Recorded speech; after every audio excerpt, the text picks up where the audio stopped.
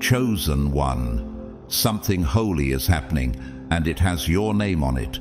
The courtroom you thought would swallow you whole just pivoted in your favor, and not even the enemies who thought they were winning can explain it. A sacred reversal is underway, and what was concealed in shadows has burst into the light with unstoppable force. The evidence they once swore never existed. It didn't just appear. It came roaring back like divine thunder, and now the same hands that tried to bury you are reaching for bars instead of power. But how did it happen this suddenly? How could something they covered up with such precision now be exposed so publicly? Who leaked the files? Who uncovered the lost trail of signatures, the falsified numbers, the edited footage? Why now? And why all at once, unless heaven itself had decided the scales must tip?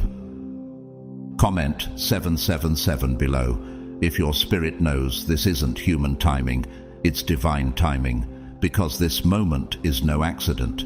It's the fulfillment of prayers you once whispered through tears, and of justice you thought might never come. Can a deleted message become the sword of a verdict? Can the same voices that accused you now tremble at your silence? Can the very system that enabled corruption now become the tool that crushes it? To every faithful heart who stood with this prophetic journey, thank you. Whether you supported quietly with prayer or boldly with super thanks, your presence has helped carry this message to the edge of breakthrough. You didn't just watch history unfold, you interceded for it. But chosen one, what if I told you this was only part one? What if the courtroom isn't just a physical space, but a battleground between realms? What if the judgment being issued on earth was first signed in heaven's courts? And what if this unraveling isn't just evidence of human error, but the exposure of ancient spirits masquerading as power? You're about to hear the rest, the real story behind the lies, the manipulation, the smear campaigns, the sudden turn in your favor. Are you ready to see how God doesn't just defend, He overturns? Are you ready to discover how justice moves when it's no longer in human hands, but in divine ones? Stay right here. What you're about to uncover is deeper than headlines. It's holy reckoning. God's chosen ones. The court just turned. What was hidden just put them behind bars.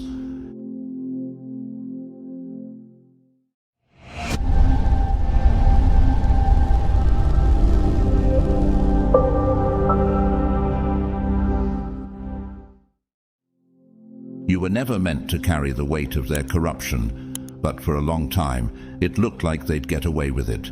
They crafted a narrative so intricately, so maliciously, that even you began to wonder if justice would ever rise. But something has shifted. Heaven has intervened. What they once hid behind polished words and sanitized emails is now unraveling in front of legal eyes and divine ones. The very texts, calls, and secret files they stored to manipulate outcomes have now been weaponized against them. Not by your doing, but by God's design. It is not revenge, it is recompense, and it's happening in real time. The same hidden rooms they used to plot your downfall are now the chambers where their guilt is being dissected. Their insurance policies, those carefully filed threats and dossiers, have become their chains. And while you've been living in surrender, healing, and holy stillness, evidence has been gathering like a rising tide. Each document that once condemned you now serves as your vindication. Doesn't that sound like Joseph in Genesis 50:20? You meant evil against me, but God meant it for good. What they stored up as leverage is now the light that exposes the rot. Can you feel their panic? It's in the silence of their lawyers. It's in the way their voices now tremble in interviews. The inconsistencies they once glossed over are no longer abstract. They are screaming in bold print. Misappropriation, embezzlement, fraud. Words they tried to stick on you now echo with their own fingerprints. Do you remember how Daniel's enemies plotted to trap him using his faith as bait? And yet it was they, not Daniel, who were thrown into the very den they prepared. Are you beginning to see the pattern? Even the officials who once sided with them are waking up. Investigators are stepping back, confused by the contradictions. Whistleblowers are whispering truths behind closed doors. The house of cards is swaying, and as it collapses, the false name they forced on you, the smear, the slander, the spiritual mask, is being stripped off with each revelation. They tried to replace your anointing with accusation, but heaven is always one step ahead. Desmond Tutu, the South African archbishop and human rights advocate, once said, "Truth is not only violated by falsehood, it may be equally outraged by silence. But silence is no longer protecting them. The courtroom is no longer blind. The spirit of truth is present, and the verdict is shifting." Celeste was a quiet paralegal, often overlooked in her firm. Few paid attention to her, yet she quietly held access to backup files from a server long deleted. One night, a nudge deep in her conscience wouldn't let her sleep. She opened those files in private and found a map of corruption. Emails, transactions, threats, all buried deep in system code. Though she feared retaliation, she sent the evidence anonymously. What she released is now the cornerstone of an indictment. Her quiet courage rewrote the trajectory of the entire case, and without even knowing it, she partnered with heaven's justice. Watch how a storm builds without warning. The sky doesn't always announce when thunder is coming, but when lightning strikes, it cracks through silence and demands attention. That's how truth breaks in, without apology. What once moved in shadows now has nowhere left to hide. And you, God's chosen one, are no longer the hunted. You are the witness. You are the proof that divine reversal is not a myth. How did they not see this coming? Why did they believe their empire of lies could withstand the weight of God's timing? Who convinced them your silence meant surrender when it was actually sanctified restraint?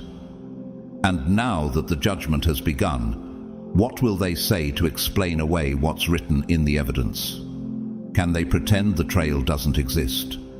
Can they erase what heaven has exposed? Or will they finally face the consequences of what they buried? The court has turned, the walls are listening, and your name, once dragged through mud, is being restored in clarity and honor. This is more than a breakthrough. It's a holy reversal. And what was hidden? It didn't just surface. It thundered through the gates of justice and buried your enemies in their own lies. The evidence no longer whispers, it roars. It doesn't just support your innocence. It confirms what your spirit always sensed. You were never just misunderstood. You were framed. The deception wasn't accidental, it was orchestrated. And you weren't merely betrayed. You were assigned to take the fall for crimes conceived in envy and carried out in secrecy. Those who stood beside you, smiled with you, prayed around you. Some of them were plotting the moment you'd lose everything. But in their effort to secure themselves, they documented their betrayal too well. What they hoarded for manipulation has become the blueprint of their collapse.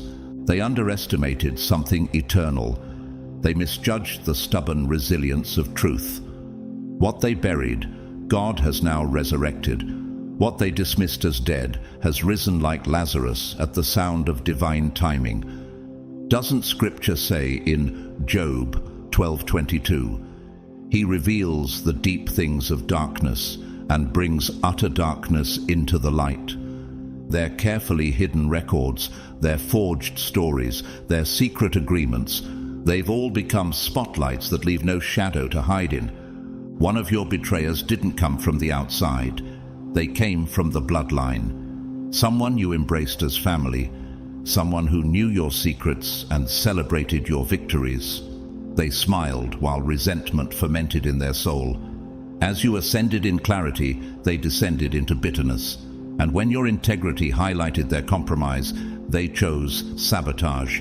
Just like Cain, who couldn't celebrate Abel's offering because it reminded him of his own rejection, this family member didn't attack you because you wronged them. They attacked because your righteousness confronted their rebellion. How many sleepless nights did they spend planning what would finally discredit you? Then came the matriarch, the one everyone trusted, the one who offered wisdom at gatherings and advice cloaked in concern. But beneath that saintly voice was the intellect of a serpent. She didn't shout, she strategized, she didn't confront, she concealed.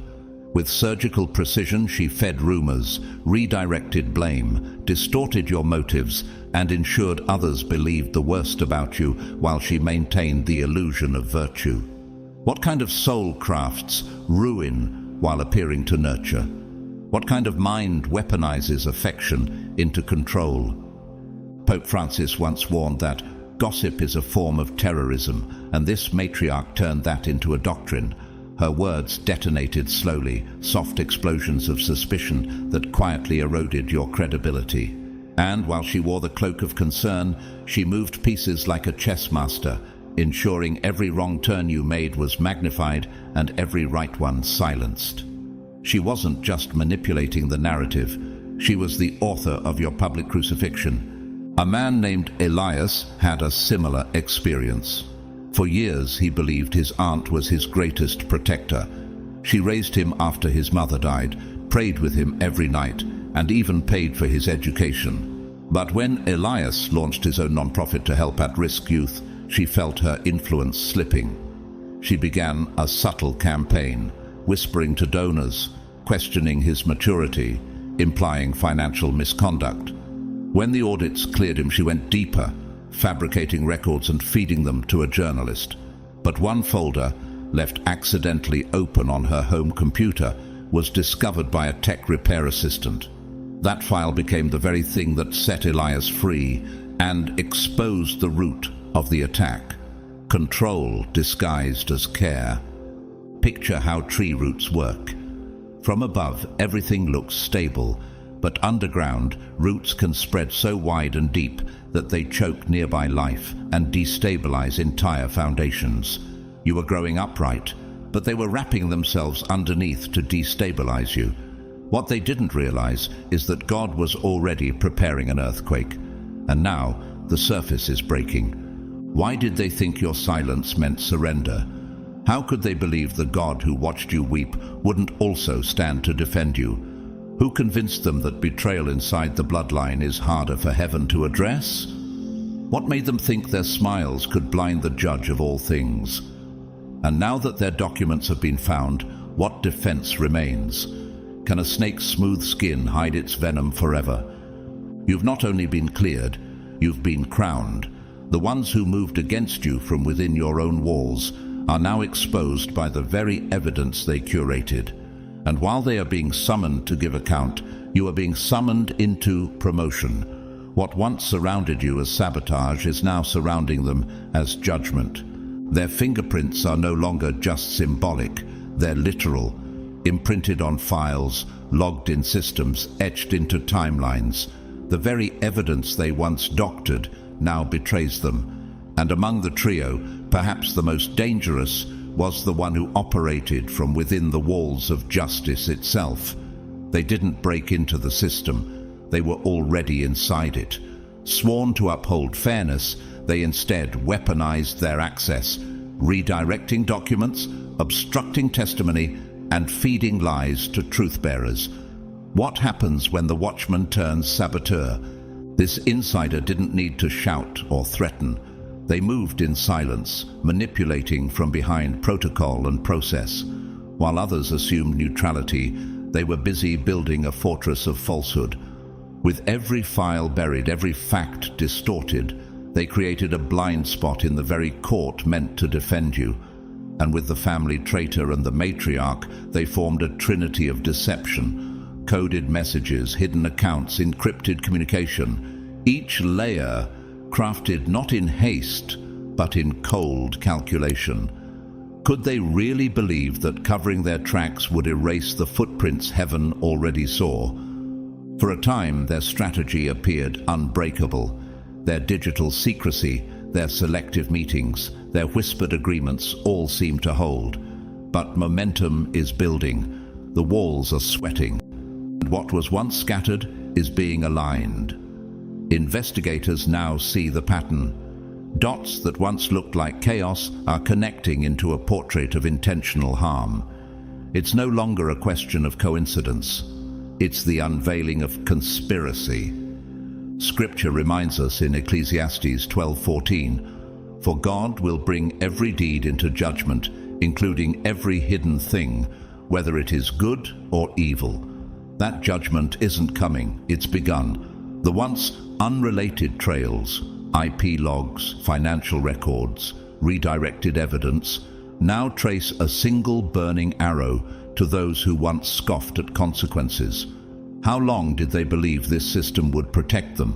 How long did they think righteousness was powerless against rank?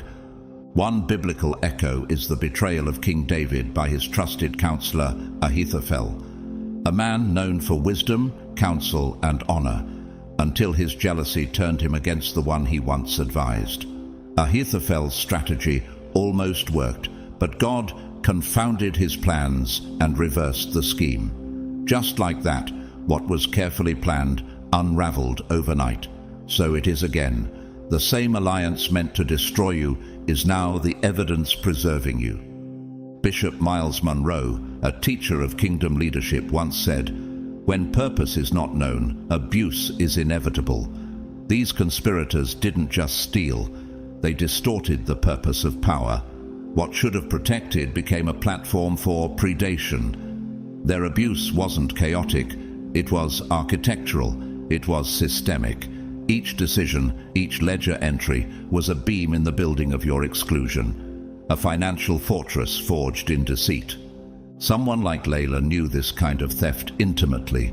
She was the eldest granddaughter in a family with generational landholdings. When her grandmother passed, she expected a legacy, not out of entitlement, but stewardship. Yet, behind closed doors, her uncle had long forged her name on inheritance clauses, shifted property titles, and rerouted revenue to offshore accounts. For years, it seemed unprovable, until one clerk, transferring county records, noticed overlapping entries and filed a quiet audit. What followed was an avalanche of evidence that not only cleared Layla, but restored every acre of stolen ground. Imagine the root system of a poisonous plant spreading undetected beneath a vibrant garden. On the surface, life appears lush, but underneath, something toxic feeds silently. That's what these conspirators built. A parallel world beneath your destiny, one that siphoned inheritance while smiling at your struggle. They didn't just manipulate the present, they sabotaged the future. They engineered a lie so well that even your doubts began to wear their fingerprints. But not anymore. The hidden is being brought into the light. Financial trails that once fed them are drying up. The mask of bad luck is being removed, revealing what it really was, an intentional starvation of your legacy. They didn't just cut off your access, they tried to erase your name, but heaven remembers. And now their control is unraveling. Their perfectly compartmentalized records are bleeding into one another. Their secret compartments are collapsing under forensic scrutiny. What was once protected by encrypted codes is being decoded by divine timing. What they hid in innocent paperwork is now being read aloud in courtrooms and boardrooms alike. How long did they think their walls would hold? Can digital locks silence justice forever? Can careful encryption outlast divine exposure? Can three humans, no matter how connected, outmaneuver a God who writes history in truth? And what happens when the walls fall? Not just in the courtroom, but in the court of heaven. What happens when the one they tried to bury rises with receipts? This wasn't an error. It was an engineered assault on your bloodline, your name, your future. But every stone they stacked to keep you out has become the path now lifting you up. They didn't just steal what belonged to you, they built a shadow economy on your back. Every dollar siphoned through shell corporations was a declaration of war against your destiny. Every offshore transfer, every doctored ledger, every forged signature was part of a spiritual assault on your bloodline. This wasn't ordinary greed, it was ancestral warfare, and they fought it with secrecy, not knowing that God had already launched a counter-offensive behind the veil. While they counted prophets in darkness, a sacred investigation had already begun in the light. It moved like water through rock, quiet, unrelenting, carving truth into every crack they tried to cover. The Holy Spirit stirred a series of unconnected audits, anonymous tips and minor inconsistencies that slowly began to merge. What began as a single probe into a financial anomaly has now expanded into a map of corruption that reaches far beyond what even the investigators expected. They thought it was contained. Heaven knew otherwise. At the center of this awakening stands one appointed investigator, not just trained in law, but anointed in discernment. Like Deborah in the book of Judges, this person refused to sit back while injustice ruled the land. Their intuition, sharp as a blade, cut through years of deception. They chased every missing comma, every misaligned date, every deleted file. They did not flinch, and the further they dug, the more the evidence sang with clarity. This was no misunderstanding. It was a coordinated, generational ambush. As it is written in Luke 8:17, "For there is nothing hidden that will not be disclosed, and nothing concealed that will not be known or brought out into the open." And now the concealed is collapsing. The fake names, the duplicate wire transfers, the false testimonies, they've all converged into a divine exhibit of guilt. What once passed, unnoticed, now shouts. One signature held the same angular pressure, identical in 3 contracts allegedly signed by different people. A phrase, "upon mutual agreement," kept appearing in every forged email and matched the writing style of a former executive who believed he was too sophisticated to ever be traced. They believed they were surgical, but they underestimated forensic fire. Few people understand the sting of betrayal like artist and fashion designer Dapper Dan. Once blackballed by luxury brands who accused him of copyright infringement, despite them later using his designs without credit. He lived in obscurity while others profited from his vision. But decades later, the truth emerged. Brands that once shut him out now begged him to collaborate. Why? Because justice may move slowly, but it never forgets. Dapper Dan's return wasn't revenge, it was restoration. His story proves, when you're ahead of your time, the system might call it rebellion, but heaven calls it legacy. Someone like Malachi knows the slow grind of justice. A quiet IT assistant at a financial services firm, he noticed a repeating pattern in internal transfer logs. Though he lacked authority, he documented it carefully. Over months, he discovered a silent siphoning operation masked as account adjustments. With the help of a third-party investigator, he brought the matter forward, and what unraveled was a 14-year embezzlement trail that had ruined hundreds of retirement plans. Malachi wasn't a hero on paper, but in heaven's eyes, he was a sword. Even nature tells this story. The way tree rings record every season, wet, dry, fruitful, scorched. You can read the entire history of a forest without a word. That's what the documents now reveal. The deeper investigators look, the clearer the record becomes. Year after year of redirected wealth, transaction after transaction, bleeding your inheritance dry. But now every layer is being peeled back. What gave them the confidence to believe no one would notice? How could they be so blinded by power that they thought God wouldn't defend you? Did they truly believe the patterns wouldn't repeat enough to become visible?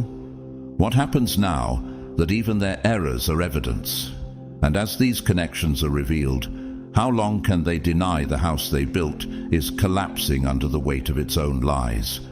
The tide has shifted, the proof is undeniable, and your name, long buried beneath their fabrication, is being lifted. Clean, righteous, untouchable.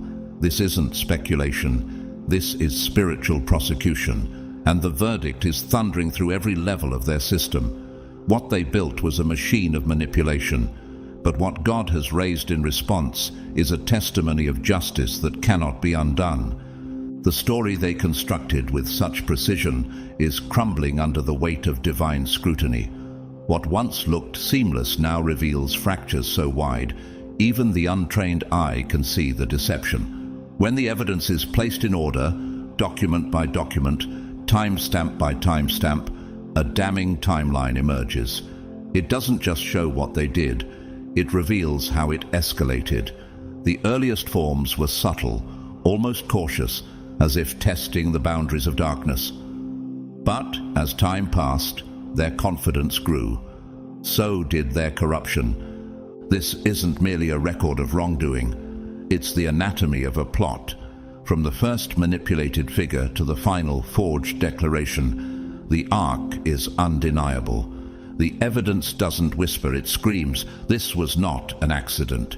This was premeditated malice, and the irony is breathtaking. The same receipts they archived to protect themselves are now binding chains around their own ankles. What they thought was insurance is now confession. Investigators speak of it like an instinct. They say the files radiate dishonesty. Something in the tone, the rhythm, the formatting. It feels off before they even identify why. Like light breaking through a sky once overcast, the inconsistencies pierce the narrative they worked so hard to control. And once the truth begins to shine, you cannot return to darkness. It's as if the very documents themselves are testifying.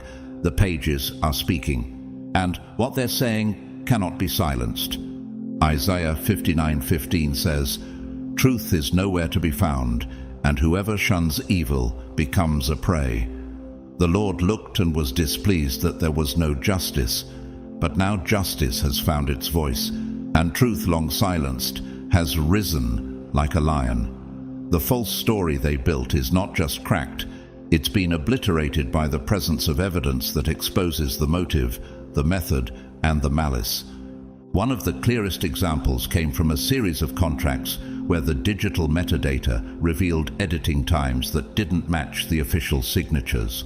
The files had been altered after they were allegedly finalized. Another document contained a stylistic flourish, an unusual punctuation pattern identical to internal emails authored by one of the key conspirators. These weren't just errors.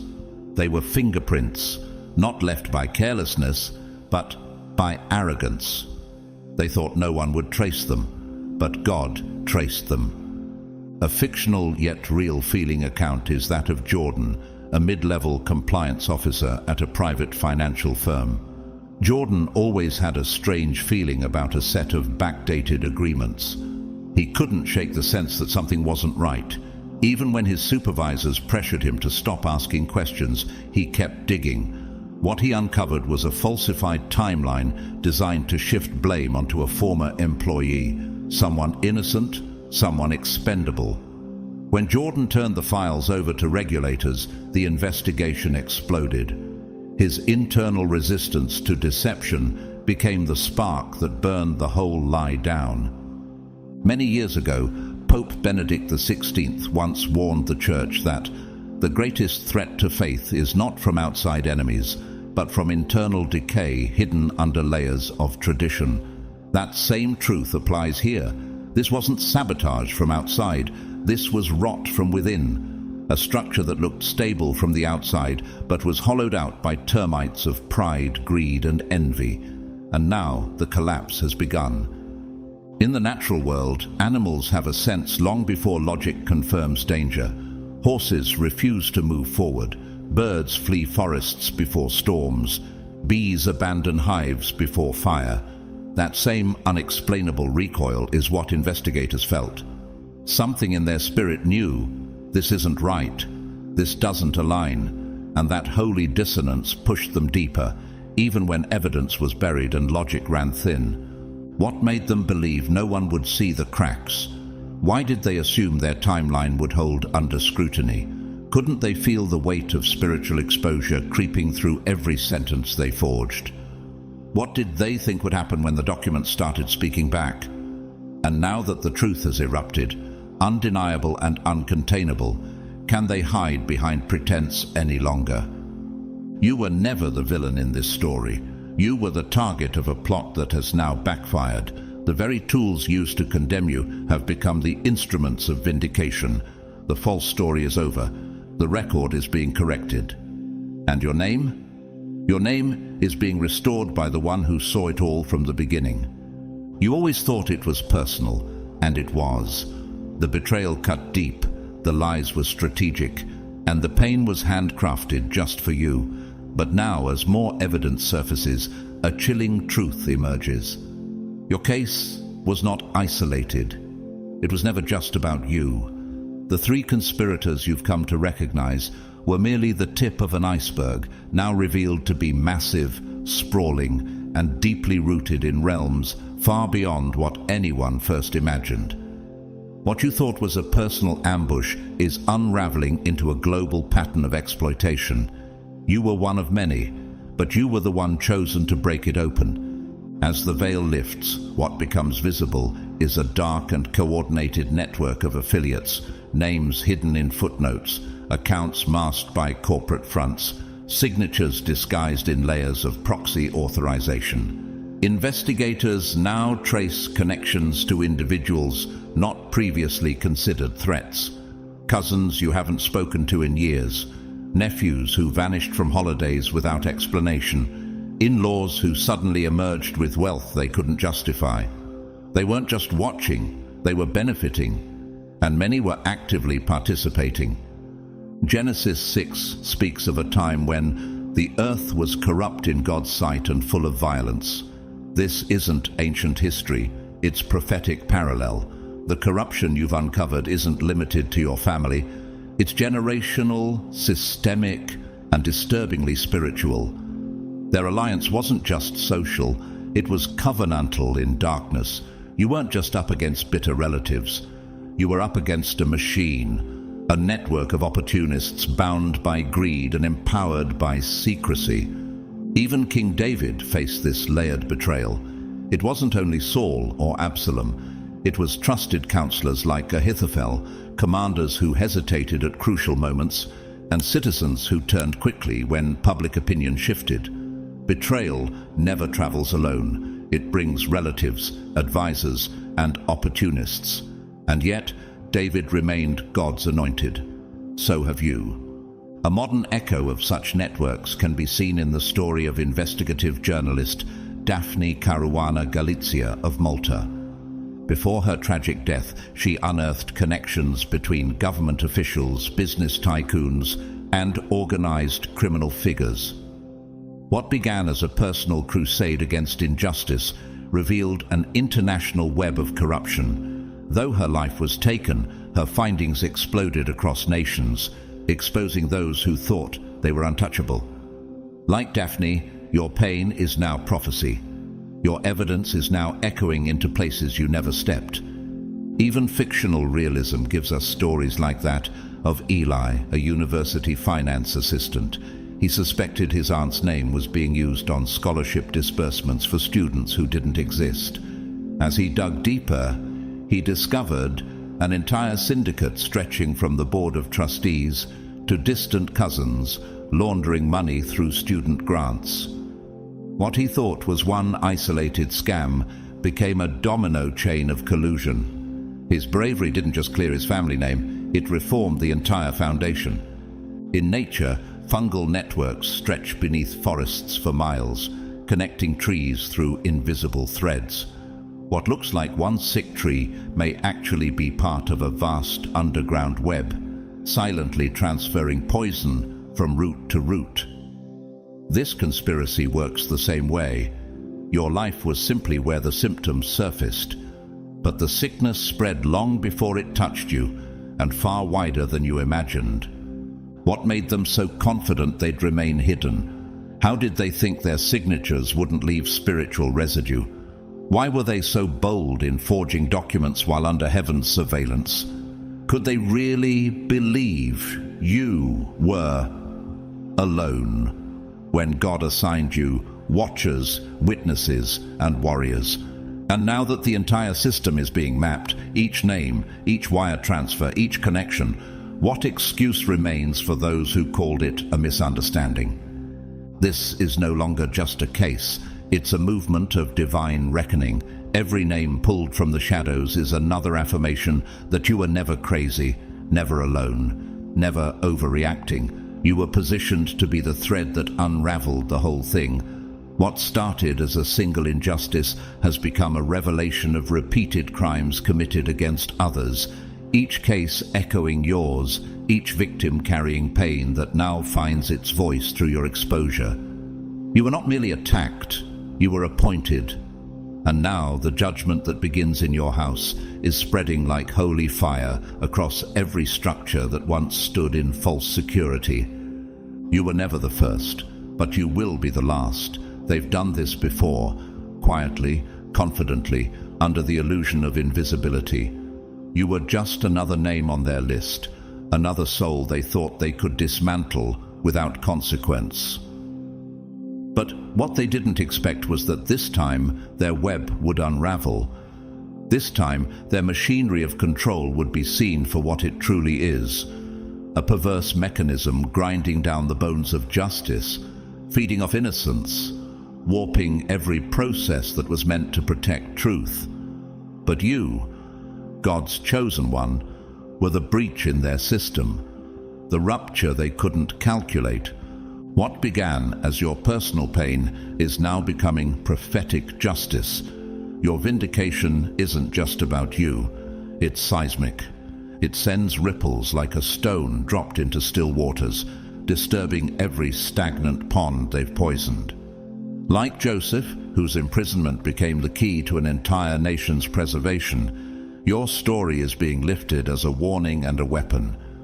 Genesis 50:20 rings out again. You intended to harm me, but God intended it for good to accomplish what is now being done, the saving of many lives. The further the investigation reaches, the more devastating the consequences become for your enemies. Systems they once controlled are turning against them. Authorities who once ignored the red flags are now freezing assets, flagging bank accounts, and peeling back layers of deceit. The easy wealth they were counting on is slipping through their fingers. The empires they built on betrayal are now collapsing under divine inspection. And yet, still, they pretend. They posture. They claim innocence while their signatures contradict their statements. Their minds, frayed by fear, can no longer hold the illusion together. Sleepless nights become routine. Their appetites vanish. Their decisions grow erratic. Their souls are cracking under the weight of unconfessed guilt. Like King Saul, tormented by the spirit he once ignored, they now fumble in confusion, unable to explain why peace won't return. What they don't realize is that peace has a price, and it's truth. Even real-world figures fall to this pattern. Take Bernie Madoff, once praised as a financial genius, respected by billionaires and banks alike. He built a Ponzi empire that lasted decades, until it didn't. When it collapsed, it exposed not just personal fraud, but the weakness of entire institutions. Madoff's downfall showed the world that perception cannot sustain a lie indefinitely. Eventually, even illusions hit the floor. So will theirs. In a small but powerful fictional tale, a woman named Tasha was accused by her cousins of mismanaging her late grandmother's estate. They forged signatures and claimed missing funds.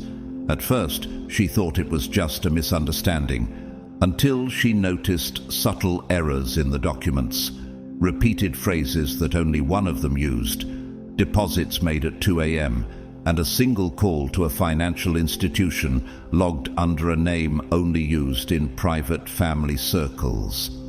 That was the crack, and from there, everything unraveled.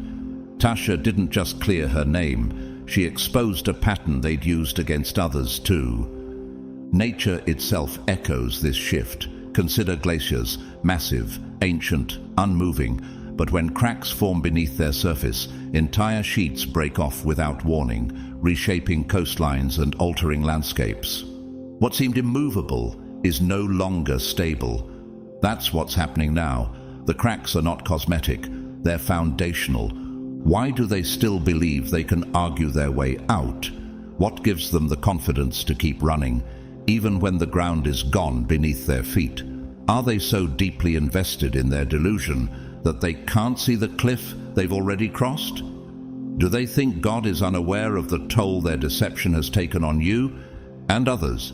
You've reached the part of the story where the tables are turning in public, not just in private. Their denial is no longer sustainable. Their bodies know it, even if their mouths won't admit it. Heart palpitations, scattered attention, unexplained nausea. Their souls know they've been caught, even as their minds delay the inevitable. They're still blaming the wind, not realizing the storm is judgment. They're still blaming you, not realizing their own guilt is the only force bringing exposure. This is not your downfall, it is your ascension. Their plans failed not just because you resisted, but because heaven intervened. And now, what was once done in shadows is being judged in daylight. You are not only cleared, you are being crowned. Each sunrise tightens the noose. With every passing hour, their confusion grows more palpable. Why hasn't the money arrived? Why are their most trusted attorneys offering vague explanations instead of legal clarity? Why are calls going unanswered, emails bouncing, and former allies growing eerily silent? What they don't realize is that the silence isn't neglect, it's spiritual recoil. The very people who once enabled their schemes are backing away, sensing the collapse, not wanting to be pulled into the crater. We can feel it in the atmosphere. Fear is no longer hiding behind power. It's dripping through their every expression, their every movement. Their lives, once fortified by arrogance and wealth, are now trembling like a house on cracked foundations. And the worst part? They don't even fully understand how it's happening. That's what makes it torment. The walls are closing in, and they can't find the exit. This is what Romans 1:22 warns of. Although they claim to be wise, they became fools. Their intellect can't save them. Their network can't protect them. Their strategies, once admired, now appear brittle and outdated. Because no man-made wisdom can outmaneuver divine timing. What they built so carefully is unraveling thread by thread, document by document, until only a hollow shell remains. Their downfall isn't theatrical, it's surgical. It's not one great explosion, but thousands of small ruptures. Like the slow peeling of wallpaper revealing mold underneath, the facade they painted is giving way to the rot they thought they hid. Each revelation cuts another ligament in the system they depended on. And each unanswered question adds weight to the truth that refuses to be silenced. This divine timing is not a fluke.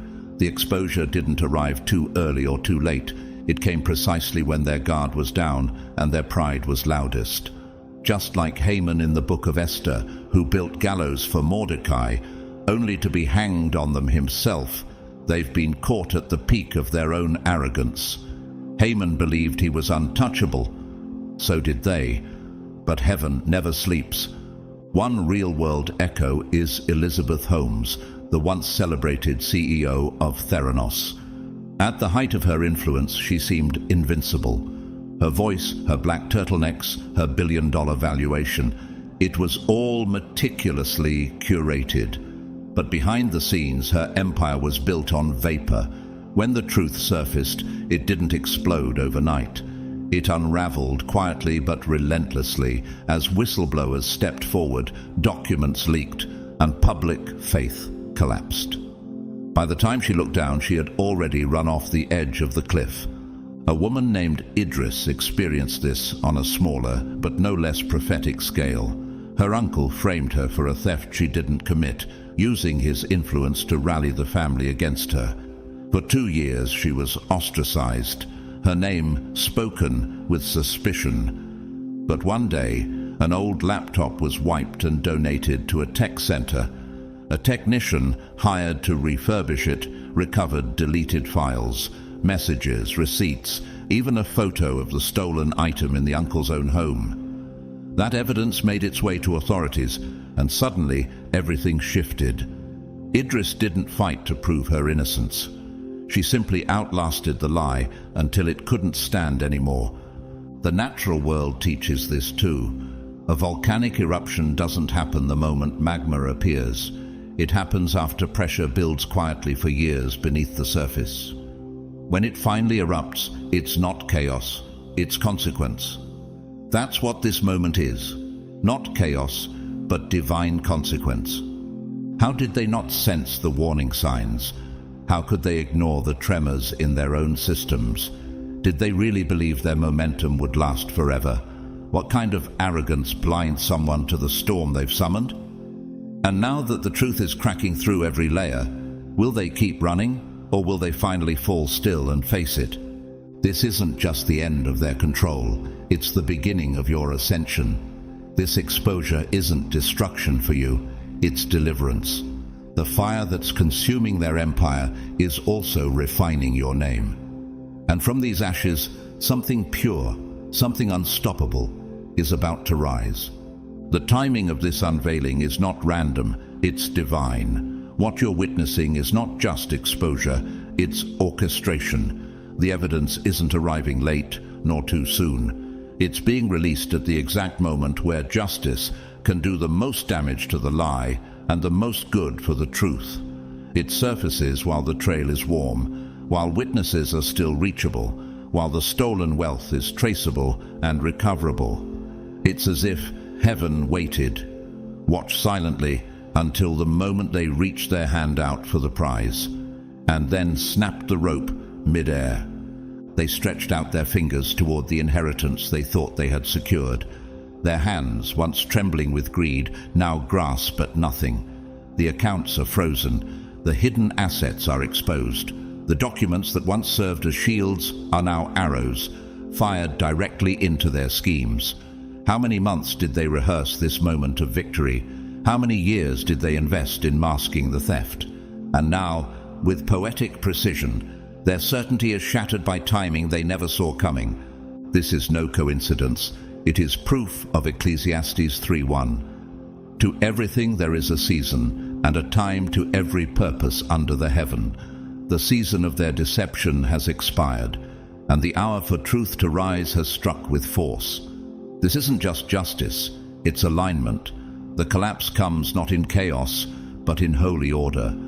The exposure is not random, it's righteous. Just like Pharaoh in the book of Exodus, who hardened his heart at the exact moment the Red Sea began to split. Your enemies reached for your future precisely when heaven decided to make the waters fold in behind you. Their downfall is timed to your deliverance. Their fall is synchronized with your rise. A modern example of divine timing disrupting injustice is Bozoma St. John, the renowned marketing executive who lost her husband to cancer while navigating a toxic corporate environment that sought to suppress her voice. She walked through grief, silence, and opposition, yet in the very moment when her career was being sidelined, truth elevated her to global platforms. Timing turned loss into legacy. Her rise wasn't just personal, it was prophetic. Then there's Cameron, a fictional yet vivid example. A quiet, soft-spoken grant manager who was quietly pushed out of a non-profit after refusing to falsify budget reports. Months later, an internal audit was triggered, not by Cameron, but by an anonymous donor's curiosity about a footnote. That audit unveiled years of inflated numbers, misused funds, and backdoor deals. Cameron didn't fight. He waited, and justice arrived right on time. Have you ever watched how an eclipse darkens the sky in full daylight? That's what this is. A sudden, undeniable shift, so precise it interrupts reality. The revelation doesn't just wound their strategy, it paralyzes their pride. Their power was built on illusion, but illusion can't stand under illumination. Why did they think the clock would forever favor them? Who convinced them that heaven's silence was heaven's absence? How could they ignore the spiritual laws of harvest? that seeds of deceit always return as storms of exposure. And now that the machinery of judgment has begun to move, can their denial withstand it? Or will their delusion finally surrender to the weight of undeniable truth? You are not witnessing the end of their power. You are witnessing the birth of divine momentum. The evidence wasn't just released, it was weaponized, not by you, but by justice itself. Legal systems are now aligned. Judges are no longer blind. Contracts are being reread, accounts are being seized, and every lie they trusted is now trembling under the force of documented fact. This moment is not random. It is a declaration from heaven. I have seen, I have waited, and now I will act. The wealth they schemed to steal will never belong to them. Not the funds, not the titles, not the properties they envisioned themselves owning. Every resource they reached for in secret is now returning, by court order and by divine force, back into your hands with interest. For every year they tried to bury you, there is restoration. For every public lie they told, there is recompense in plain sight. But how could they have thought their hands would remain clean when their fingerprints were all over the crime? Their attempts to appeal are failing before they even begin. With each motion they file, the case against them gains momentum. They thought the courtroom would be their redemption. Instead, it's becoming their unraveling. Their words are contradicting their records. Their logic is collapsing beneath the weight of new evidence. Isn't it remarkable how truth, once buried, begins to speak louder with every shovel of denial? The legal framework now expanding around them goes far beyond civil court. Because each attempt to cover their tracks has triggered new investigations, the statute of limitations resets. Every lie becomes its own indictment. Every deleted message becomes proof of intent. Didn't they realize that in trying to hide one sin, they created 10 more? What they thought would protect them has become an avalanche they can no longer outrun. Proverbs 26:27 declares, "Whoever digs a pit will fall into it. If someone rolls a stone, it will roll back on them." That's not poetry, it's prophecy. And now the very pit they spent years digging for your downfall has become the grave for their credibility, their influence, and their name. Like Ananias and Sapphira in Acts 5, they didn't just lie, they conspired while pretending to stand for truth. What gave them the arrogance to think heaven wouldn't interrupt? Public awareness is rising fast. Their humiliation is not staying confined to legal circles. It's reaching headlines, conversations, and records that won't be erased. People are watching. Journalists are researching. Old partners are distancing themselves. Why do they still try to posture like the verdict isn't already forming? Don't they see that even silence from their allies speaks volumes now? Even their inner circle is fracturing. This isn't just your vindication. It's a chain reaction. The evidence you carried didn't just clear your name. It opened floodgates. Their partnerships, offshore ties, proxy companies, everything is being laid bare. Isn't it poetic that your enemies, in trying to make you a scapegoat, have accidentally made you a spotlight? You didn't just survive, you activated exposure on an entire system. Take Rudy Giuliani, once America's mayor, now a cautionary tale in every law class. From celebrated leader to public scandal, his fall wasn't sudden, it was accumulated. One decision after another, denial after denial, until truth shattered the illusion. His story mirrors what happens when someone chooses power over principle too many times. And the same public eyes are now on them. Raymond knew this too. A fictional heir to a family business, falsely accused by his own blood, he remained silent while their lies multiplied. Until one retired bookkeeper, racked with guilt, turned over a decade of hidden receipts and voice memos. Raymond didn't need revenge. He only needed the truth to surface, and when it did, every lie collapsed under its own weight. Isn't that what's happening for you now? Nature confirms this rhythm. A tree infected with rot may stand for years, but when the wind comes, just once, it doesn't sway. It splits. They saw you as fragile, but you were the wind. They underestimated how deeply the rot had traveled. And now, the entire system is collapsing because the pressure has finally met the moment.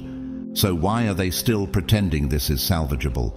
How long can they blink in the floodlight and claim it's not day? Can they not feel the legal machine grinding forward with unstoppable speed? Or are they still clinging to a fantasy even as their reality turns to ash? This is no longer just a judgment in your favor. It is a divine warning written in their bloodline. What was done to you will not be repeated. And the story that was meant to humiliate you is becoming a precedent. A sword of clarity in the hands of the next person, silenced by betrayal. This ends with truth standing. And your name is still clean. It is unmistakable now. What they intended for your destruction has only accelerated their downfall. In targeting you, they didn't just miss the mark.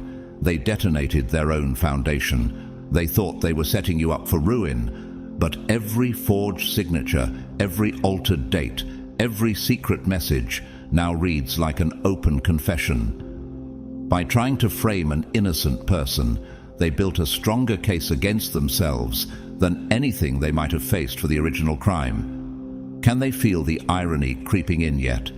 Or will it only hit when the judge reads the sentence? Their punishment won't be for one moment of weakness. It will be for a sustained, organized effort to rewrite the truth and manipulate justice.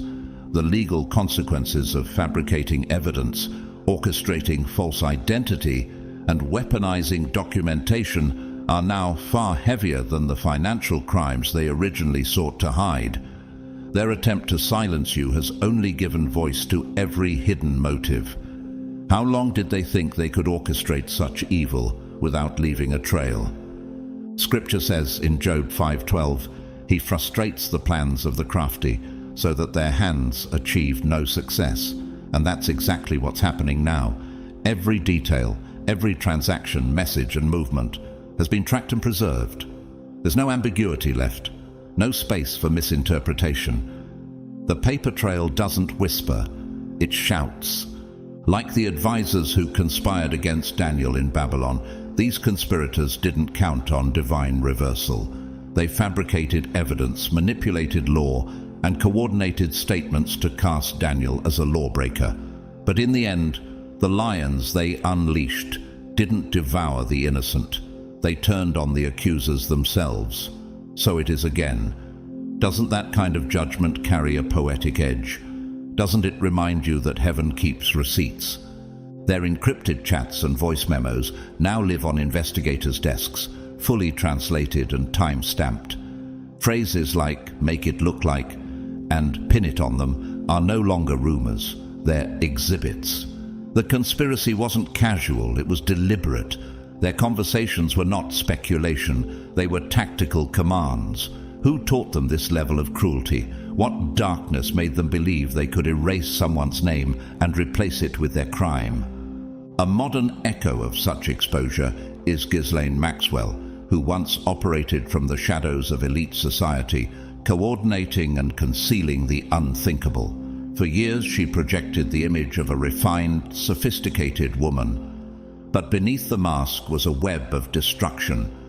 When the truth surfaced, it wasn't just about what she did. It was how calculated, coordinated, and cold it all was. Her sentencing wasn't only legal, it was symbolic. And so will theirs be. In a fictional but painfully realistic example, Adrian worked in logistics and was framed by two senior managers who rerouted international shipping money through a false invoicing system. When the scheme started to unravel, they planted altered documents in Adrian's name. It nearly worked, but one overlooked shipping receipt, stamped in a country Adrian had never visited, triggered a deeper audit. The entire operation collapsed. Adrian wasn't just exonerated. The senior managers were imprisoned, and the case was published as a case study in corporate universities. Doesn't that sound familiar? Even nature testifies. Look at a fault line. Pressure builds quietly for decades, hidden beneath the surface. But when the break finally comes, the quake doesn't just shake the source, it radiates. This is your quake moment. The truth is radiating outward in waves that can't be stopped, and the ground under their lies is no longer stable. Why didn't they see this coming? How could they plan for so long and still miscalculate the weight of justice? Couldn't they feel the tension growing beneath every lie? What made them believe they could manipulate everything, except time?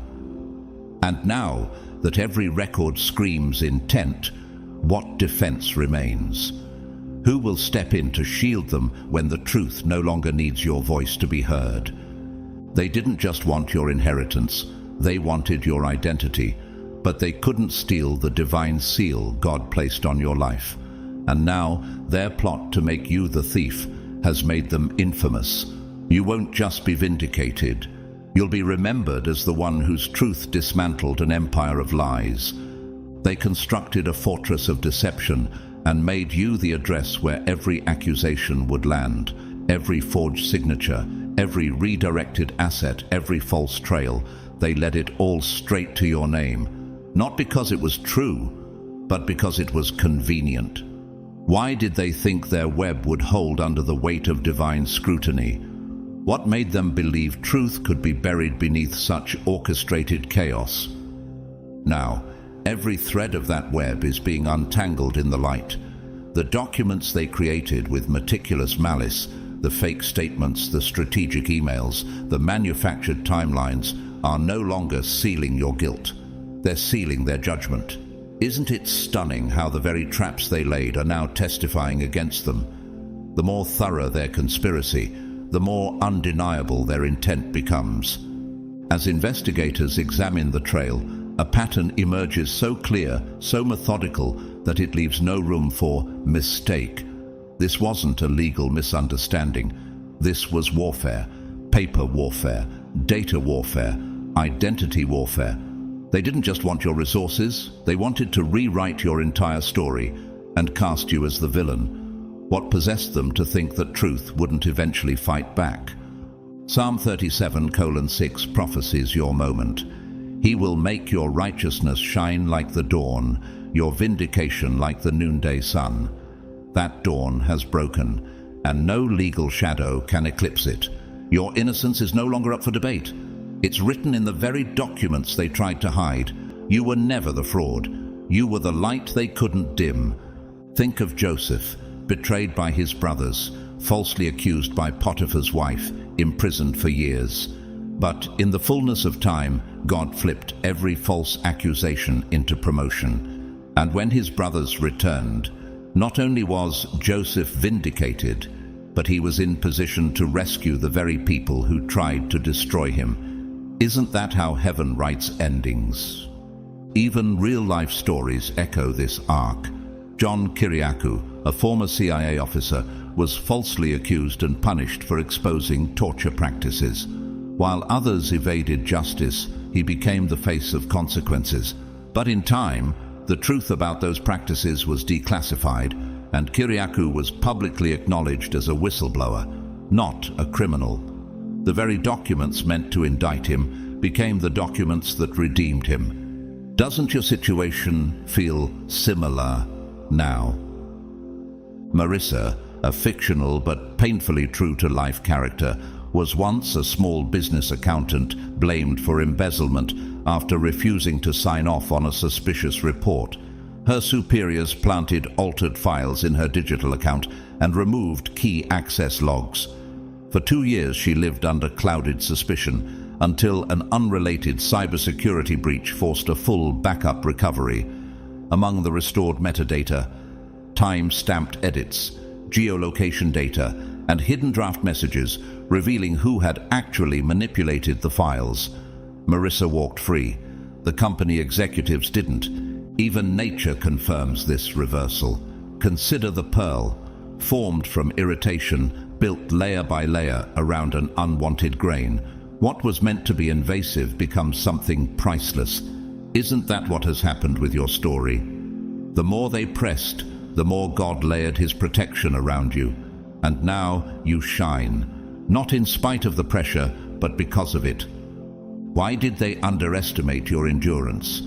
How could they look at the purity of your record and think their lies would stick? Who told them that the spotlight of justice wouldn't one day flip to face them? And now that everything is being reversed, what can they say to erase what's already been recorded, revealed, and redeemed? Now the tables have turned in public view. Courtrooms, banks, investigators, all now see you not as a suspect, but as the survivor of a targeted operation. And with vindication comes compensation, not just a return of what was taken, but interest, damages, restoration. Resources are being unfrozen, rights are being restored. Your name is not only clean, it's radiant. This is the part where the season shifts. The fog lifts, the false files fade, and the abundance once diverted from your destiny now flows freely toward you, unhindered, unblocked, unstoppable. The joy that's coming won't just heal you, it will define you. After everything they did, you still stand, still chosen, still rising. And now, for the first time in years, the sunrise feels like it belongs to you again. What once weighed on your chest like chains forged in silence has now been broken by thunderous truth. The emotional heaviness that distorted your breathing, your posture, your very sense of belonging has been lifted. You're no longer walking through life bent under burdens that were never yours to carry. Do you feel it? That sudden ability to stand taller, to breathe deeper, to stretch into the full span of your divine inheritance. Because the evidence is overwhelming. No loopholes, no gray areas, no more whispering in the dark. This is the kind of proof that blinds, the kind that burns away every lie like fire refining gold. Why did they think they could spin a web so elaborate and not get tangled in it themselves? Why did they assume truth would stay asleep forever? You were never the criminal, you were the target. But now, you're the testimony. Every screenshot, every bank transfer, every voice memo they once thought buried is resurfacing with the vengeance of justice. And what's more powerful than their deceit is the divine choreography of timing. Your vindication is rising with the same precision as the stars that know when to appear at dusk. This moment wasn't delayed, it was divinely scheduled. Isaiah 54:17 now walks beside you like a bodyguard. No weapon that is formed against you shall prosper, and every tongue that rises against you in judgment you shall condemn. Not only have the weapons failed, but the tongue itself has turned to ash. You were attacked in secret, but you will be celebrated in public. Their machinery was complex, but heaven's justice is simple: exposure. That very system they created to crush you, it's malfunctioning, reversing, swallowing its architects. It's not just poetic, it's prophetic. Remember Haman, who built a gallows for Mordecai in the book of Esther? Who was the one hanging from it in the end? Haman. Who was promoted? Mordecai. That's not coincidence, that's covenant. What about reality? What about modern times? Anthony Ray Hinton, falsely imprisoned on death row for nearly 30 years, was finally freed when new ballistics evidence, long suppressed, proved he was innocent. He walked out not only into freedom but into purpose, becoming a public speaker on injustice. He said, "The sun does shine," and it does, especially after the storm. Even the fictional speaks truth. Lani, a school counselor, was once accused of altering student test results. The evidence was damning. Altered Excel sheets, suspicious logins. She lost her job. But months later, an IT audit, unrelated to her case, revealed that her login credentials had been used from an IP address in another district while she was on maternity leave. Everything changed. Her name cleared, her job restored, her spirit reborn. Can justice really come from a file buried in some server? Yes, it can. Why? Because truth always leaves fingerprints, like a snow leopard's path across fresh powder, subtle but undeniable. That's what your enemies forgot. Even when lies look perfect, the truth leaves tracks. And now, investigators are following those prints all the way back to their lair. The distinctive tattoo. It's not just ink, it's identity. For some, it's literally visible in crime scene photos, matching what they swore they never wore. For others, it's metaphysical, a signature phrase repeated in every forged email, a way of typing, a crooked underline on fake forms. The hand behind the plot is betraying itself in ways it never imagined. Did they think they could mimic you without leaving residue? Did they believe digital forensics wouldn't catch the rhythm of their lies? Even in nature we see this pattern. The Venus flytrap stays open until touched by the same movement twice. Then it snaps. You were touched by injustice once, then twice. And now heaven has snapped shut its trap. Not on you, but on the ones who tried to devour you. Can they escape now that the mechanism has triggered? Can they deny the evidence when it screams with their fingerprint? The time of hiding is over. You're not just cleared, you're elevated. What they meant to bury you under has become the very platform heaven uses to raise your name. And those of us who saw the truth from the beginning, we're not just observers now, we're witnesses. Your victory is reshaping the atmosphere.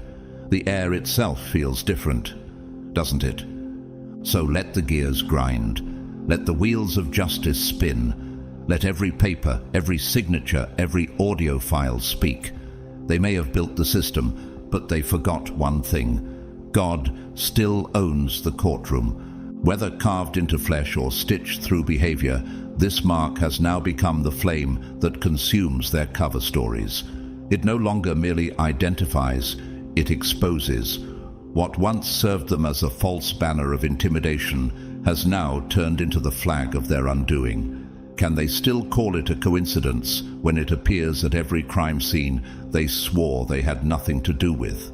Can they silence the evidence that screams their signature through every document, every transfer, every timestamp? You may have once feared that mark. You may have believed it gave them power, but now you see what heaven saw all along. It was never their shield.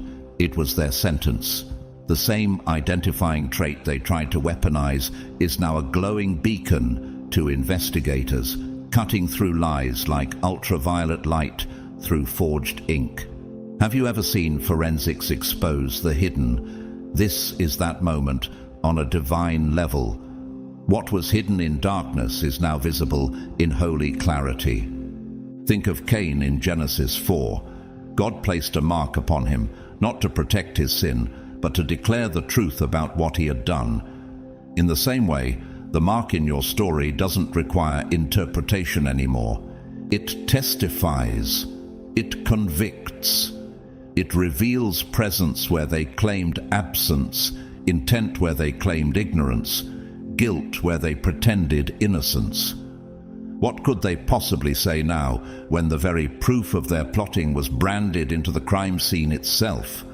The impact isn't isolated. Your breakthrough is now a prototype. Your vindication is opening a map for others still lost in fog. Victims long silenced by manipulation now find strength through your exposure. One voice becomes a choir. One light becomes a sunrise. Do you realize the scale of what's happening here? Do you see how your story is becoming a verdict, not just for you, but for generations? Even in the world of modern justice, we see the ripple. Consider Erin Brockovich, a legal clerk with no formal training, whose discovery of contamination in Hinckley, California, led to one of the largest class action lawsuits in U.S. history. The documents she found, the medical records, the water reports, the corporate memos, carried not just data, but undeniable conviction. Her persistence cracked a system. Yours is doing the same. And it's not just in real history. fictional yet lifelike battles are playing out too. In a corporate fraud case, a man named Malik was framed by his own team for embezzlement, but the key was a unique password phrase only he used. Sparrow Rises 2021. They forged it into fake authorizations, but a forensic linguistic analysis showed that while the phrase looked like his, it lacked his usual syntax. It had been copied, not typed. That one detail flipped the case. The forgery exposed the forgers. Even nature speaks. Bioluminescent algae only glow when agitated, disturb the water, and they light up, betraying movement in the dark. Likewise, the pressure you endured illuminated the presence of something unnatural, something false. And now all eyes are catching the glow. Why did they assume no one would look deeper? Why did they believe evidence wouldn't remember the hand that moved it? And now, as vindication expands, what once was withheld is returning. Doors that slammed against your face, they're now open with supernatural ease. People who turned their backs are now turning their heads. Resources that detoured are now rerouting. The rightful flow is finding you. This isn't pity, it's prophecy. The restoration isn't random, it's righteous. Psalm 126 verse 5 says, "Those who sow in tears shall reap in joy." And you did so, in silence, in storms, in the shadows. Now the harvest arrives, not just with provision, but with permanence. This is not a bandage. This is a resurrection. Relationships once cracked by doubt are now healed by clarity. Reputation once tarnished by whispers is now polished by testimony. Resource streams once diverted are redirected with compound interest. You're not just getting back what was stolen, you're being upgraded. Have you noticed how even your internal world is changing? What once felt like living on eggshells, careful with every word, every step, every breath, now feels like standing on granite, solid, true, grounded. You're not bracing for the next attack anymore, you're bracing for elevation. This isn't just your story, it's your legacy. This isn't just a correction, it's a recreation. Your past no longer defines you. The evidence now redefines you. And this rewriting, it is permanent. This isn't just a chapter closing, it's the rewriting of your entire legacy in bold, indelible ink. The transformation taking place is so complete, so irreversible, that it forever alters not only how others see you, but how you now see yourself. How could they ever again speak about your past without also mentioning the justice that cleared your name? How can they deny your strength now that the storm has passed and you're still standing? This isn't some distant justice dangling like a carrot in the future. This is divine confirmation echoing in the present. Your vindication isn't on the way. It's unfolding before your very eyes, made visible in news reports. Courtrooms, whispers turn to confessions, and trembling voices now forced to admit what they once tried to silence. Can you feel it? The weight is lifting. The shift is happening. Heaven is backing your restoration in real time. When God wanted to elevate Joseph, he didn't just whisper to Pharaoh in a dream. He allowed years of false imprisonment to flip in a single day when Joseph was summoned, shaved, robed, and placed second in command over Egypt. Genesis 41. That is the kind of reversal you're walking into. Not a weak apology, but a promotion born from exposure. What they meant to bury you became the soil that matured you. What they used to silence you became the very megaphone through which truth now resounds.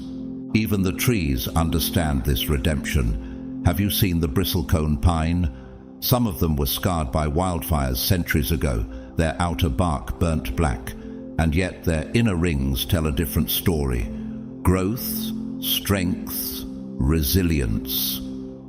Those who judged you by the scorch marks are now forced to recognize your inner rings. Truth, character, endurance. What story does your scarred surface now contradict? What growth have you hidden under decades of false accusation? Your name is no longer just not guilty.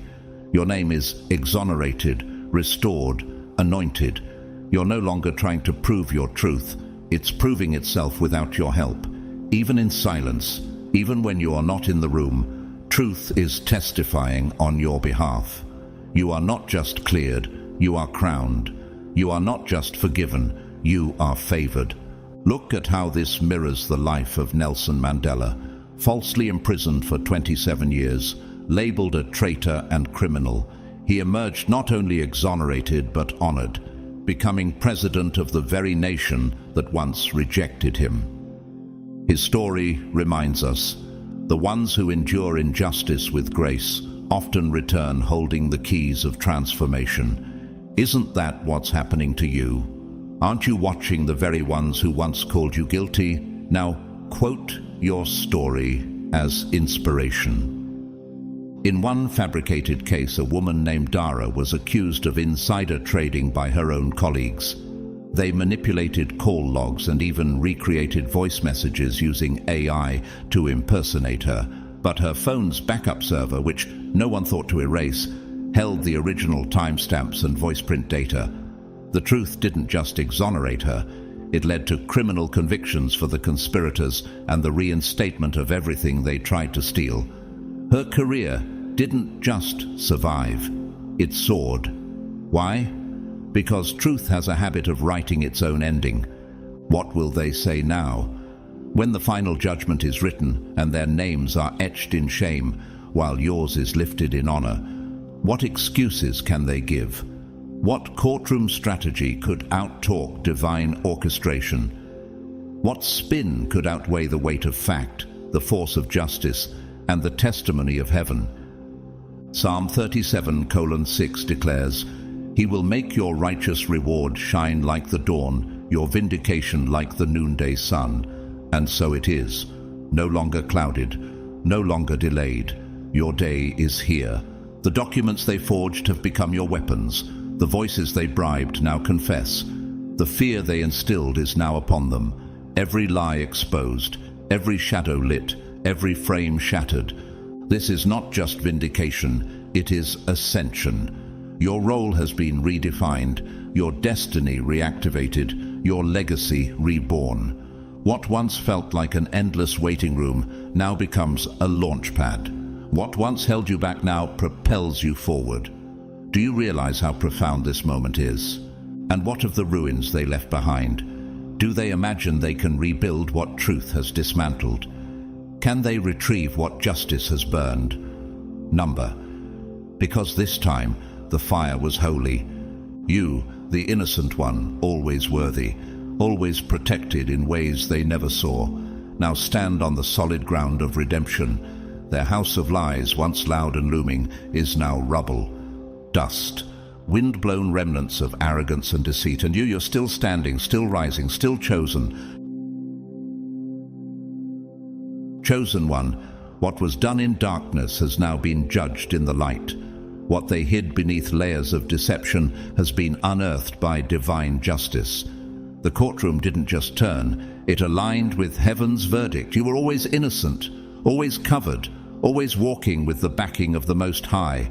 And now the evidence speaks on your behalf, loudly, permanently.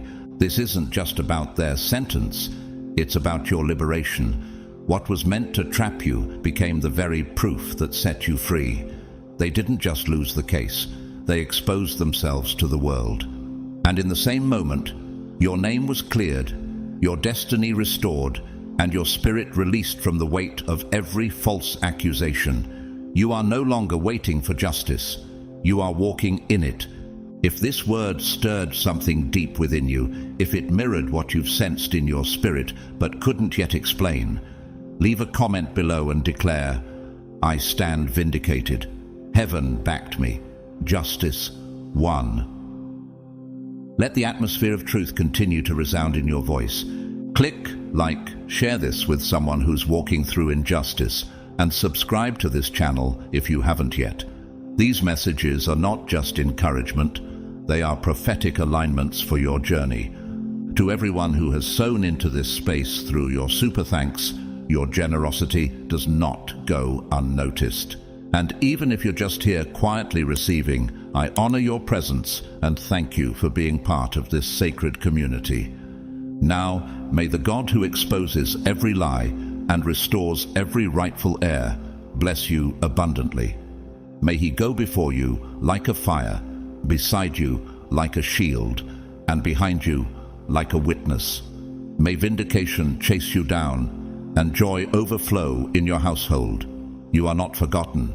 You are not forsaken. You are God's evidence. Amen. Chosen one, you didn't ask for the spotlight, but it found you anyway. Not because you were loud, but because your life was louder than their lies. And now, something sacred is being revealed. What happens when the whispers don't stick? What do they do when the people they expected to tear you down? Hesitate, look back and say, no, that's not who I saw. You've felt it, haven't you? The weight of being watched for the wrong reasons. Rooms where your name entered before you did. Conversations where your silence was twisted into suspicion. But here's the shift. They questioned the crowd, thinking they'd find fuel for their fire. And the crowd answered with truth. Not noise, not drama, just lived experience that echoed back integrity. Pause here. To every soul who's supported this message through the super thanks, your generosity is more than appreciated. It's anointed.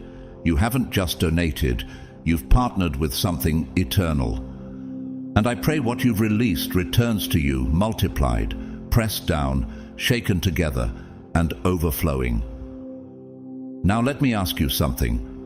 Not with fear, but with fire. What if the very setup meant to destroy you was actually designed to reveal your covering? You see, they sent out questions like traps. They expected shadows to answer, but instead, light showed up. People who had no reason to protect you did, not out of loyalty, but out of memory, quiet recollections of your calm presence, your clean boundaries, your refusal to retaliate when retaliation was easy. How do you explain a legacy that was never broadcast, yet never forgotten? They thought their whispers would create confusion. Instead, they stirred clarity, not just about you, but about themselves, because every lie they tried to circulate returned to sender, covered in contradiction. And what's worse than being ignored? Being disproven by the very ones you assumed were on your side. Have you ever wondered why certain people feel unnerved in your peace? Why your name alone seems to disrupt their comfort, even when you say nothing? It's because you don't play by the rules of performance. You walk in presence, and presence, when it's divine, doesn't need a microphone. It just is. And when they tested the crowd, expecting echo chambers, they instead encountered echoes of truth that didn't serve their agenda.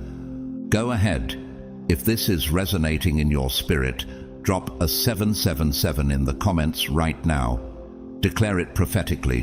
What they used to try and bury you will now be the ground where your influence multiplies. Is it possible they didn't underestimate you? They underestimated what God built around you. Because this wasn't just a defense, this was a divine exposure, not of you, but of them. And while they were busy orchestrating scandal, they didn't realize they were confirming your steadiness. And now here's the question that scares them most. What do you do with someone who has nothing to hide and nothing to prove, but everything to carry? You don't have to say a word. Heaven's already spoken. But let's take it further, because the next part of this story, that's where it flips. That's where what they called a review becomes your promotion. That's where your silence becomes strategy, and your restraint becomes the report card they weren't ready to read. Ready to find out what happened when their investigation became your elevation? Let's go.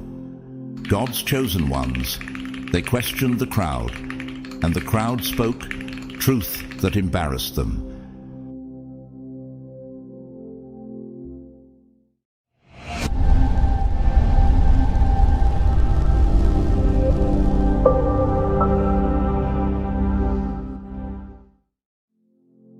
You have walked with a quiet strength that defies the expectations of those who observe you, not with admiration, but with hidden agenda. There are some who aren't truly interested in knowing your heart. They merely monitor your steps, like hunters trailing a silent path. Their goal is not understanding, it's exposure, but not exposure of truth. They're not seeking light.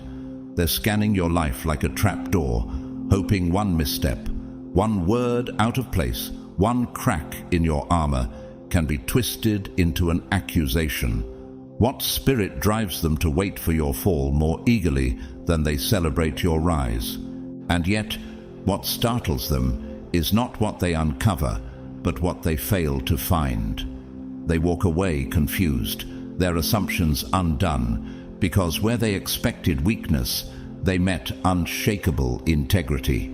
You don't collapse under scrutiny, not because you're perfect, but because you are established.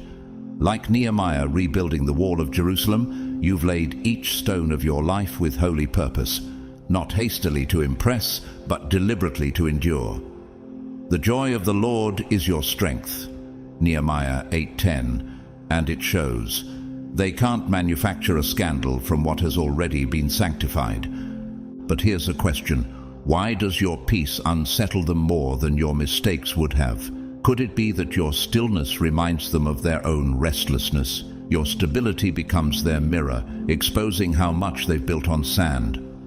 Just as Jesus stood silent before Pilate, Matthew 27:14, refusing to validate false accusations, you too have learned that silence in the face of slander often speaks more than words ever could. What if they're not confused by your lack of flaws, but by your refusal to perform for their approval? A spiritual leader once said, "You don't have to attend every argument you're invited to." That leader was Pope Francis, who taught that mercy is greater than judgment, and that bearing the fruit of the Spirit sometimes looks like walking away without defending yourself. In an age addicted to spectacle, restraint is radical, and yet it is this restraint, this refusal to prove yourself to the crowd, that reveals your true nature as one of God's chosen. They expect you to sweat when cornered, but you simply radiate peace. Imagine a butterfly emerging from the cocoon, no longer crawling like a caterpillar, no longer bound to the ground, but floating effortlessly through the air. Do you think the earthbound insects resent its wings? Of course. Not because it offended them, but because it reminds them they too were made to fly, and they didn't dare try. Are you surrounded by those who secretly fear your freedom? There was once a woman named Layla, a corporate executive in a high-pressure media company. She was known for being fiercely calm in crisis, never rushing to defend herself, even when rumors swirled.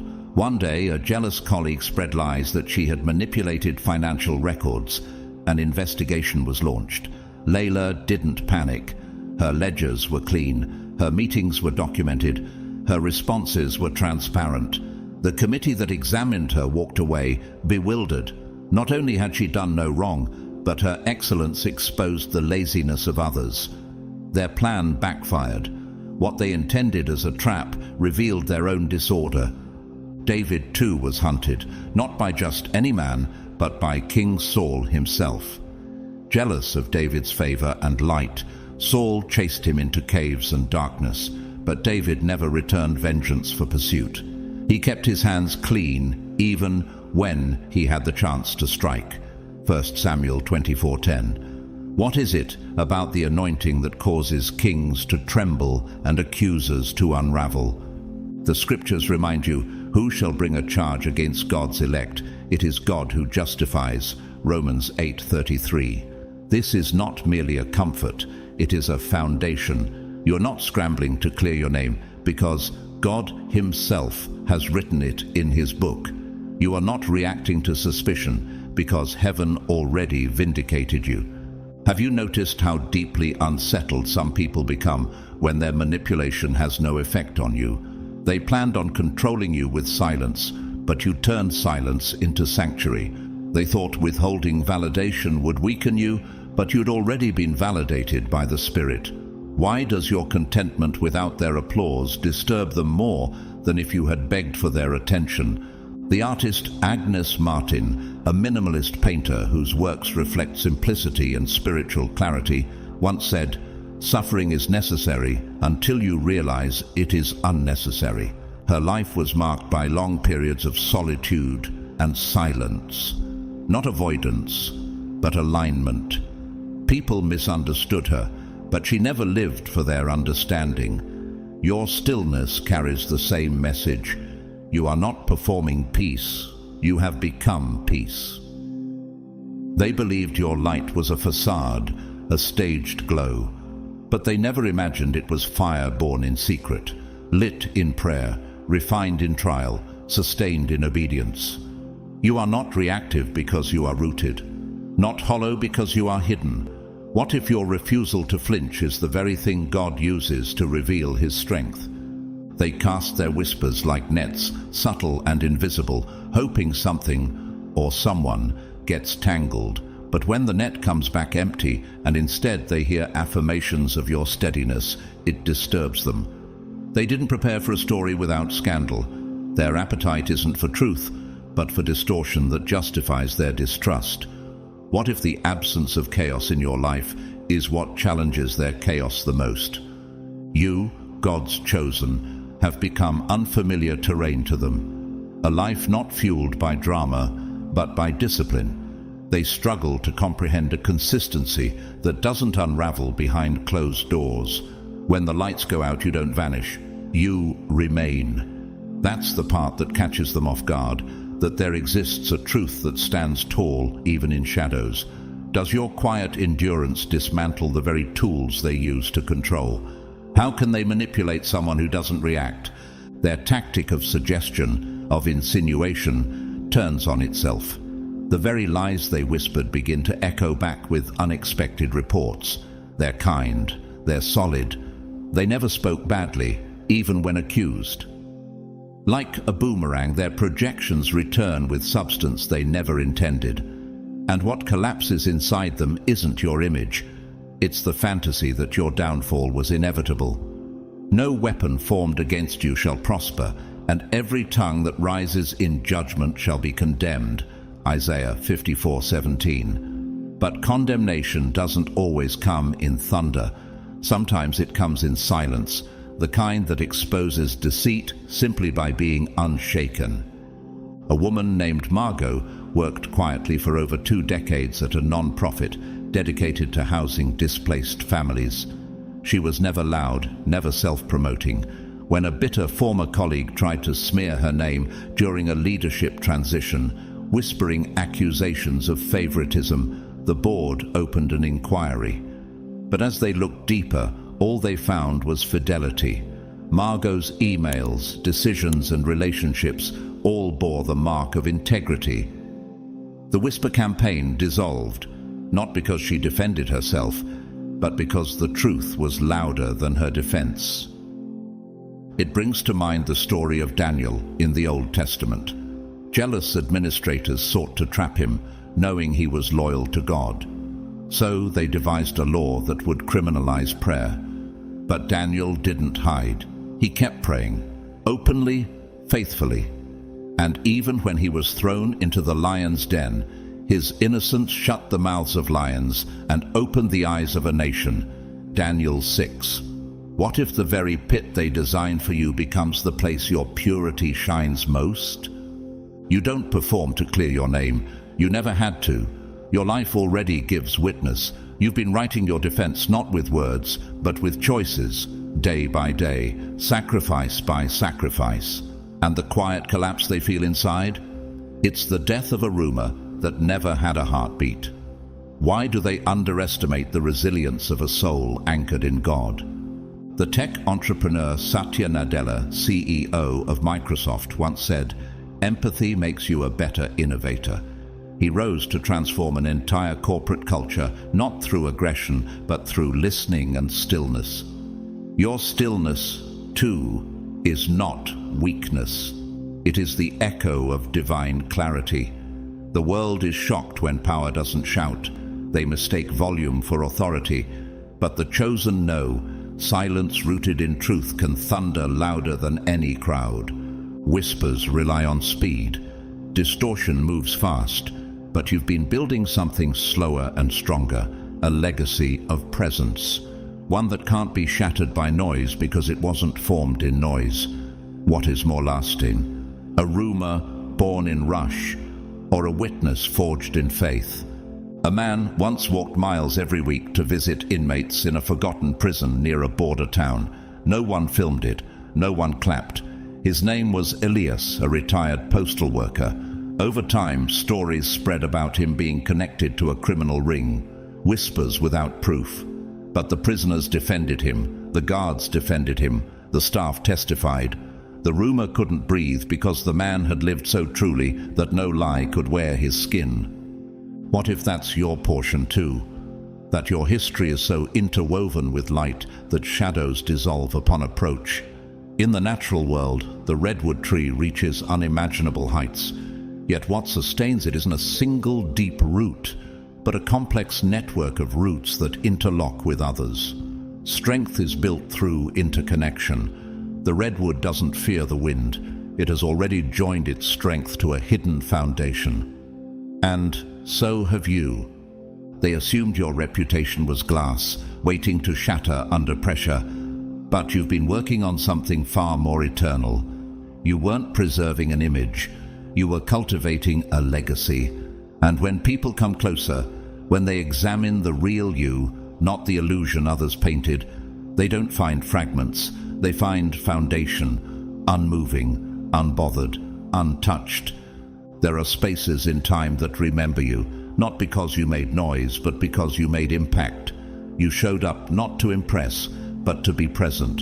In boardrooms where pressure simmered, in friendships where no one was watching, in dark seasons where there were no rewards, you were there, fully, quietly, consistently, and that presence left a mark far more powerful than performance ever could. They didn't anticipate that kind of history.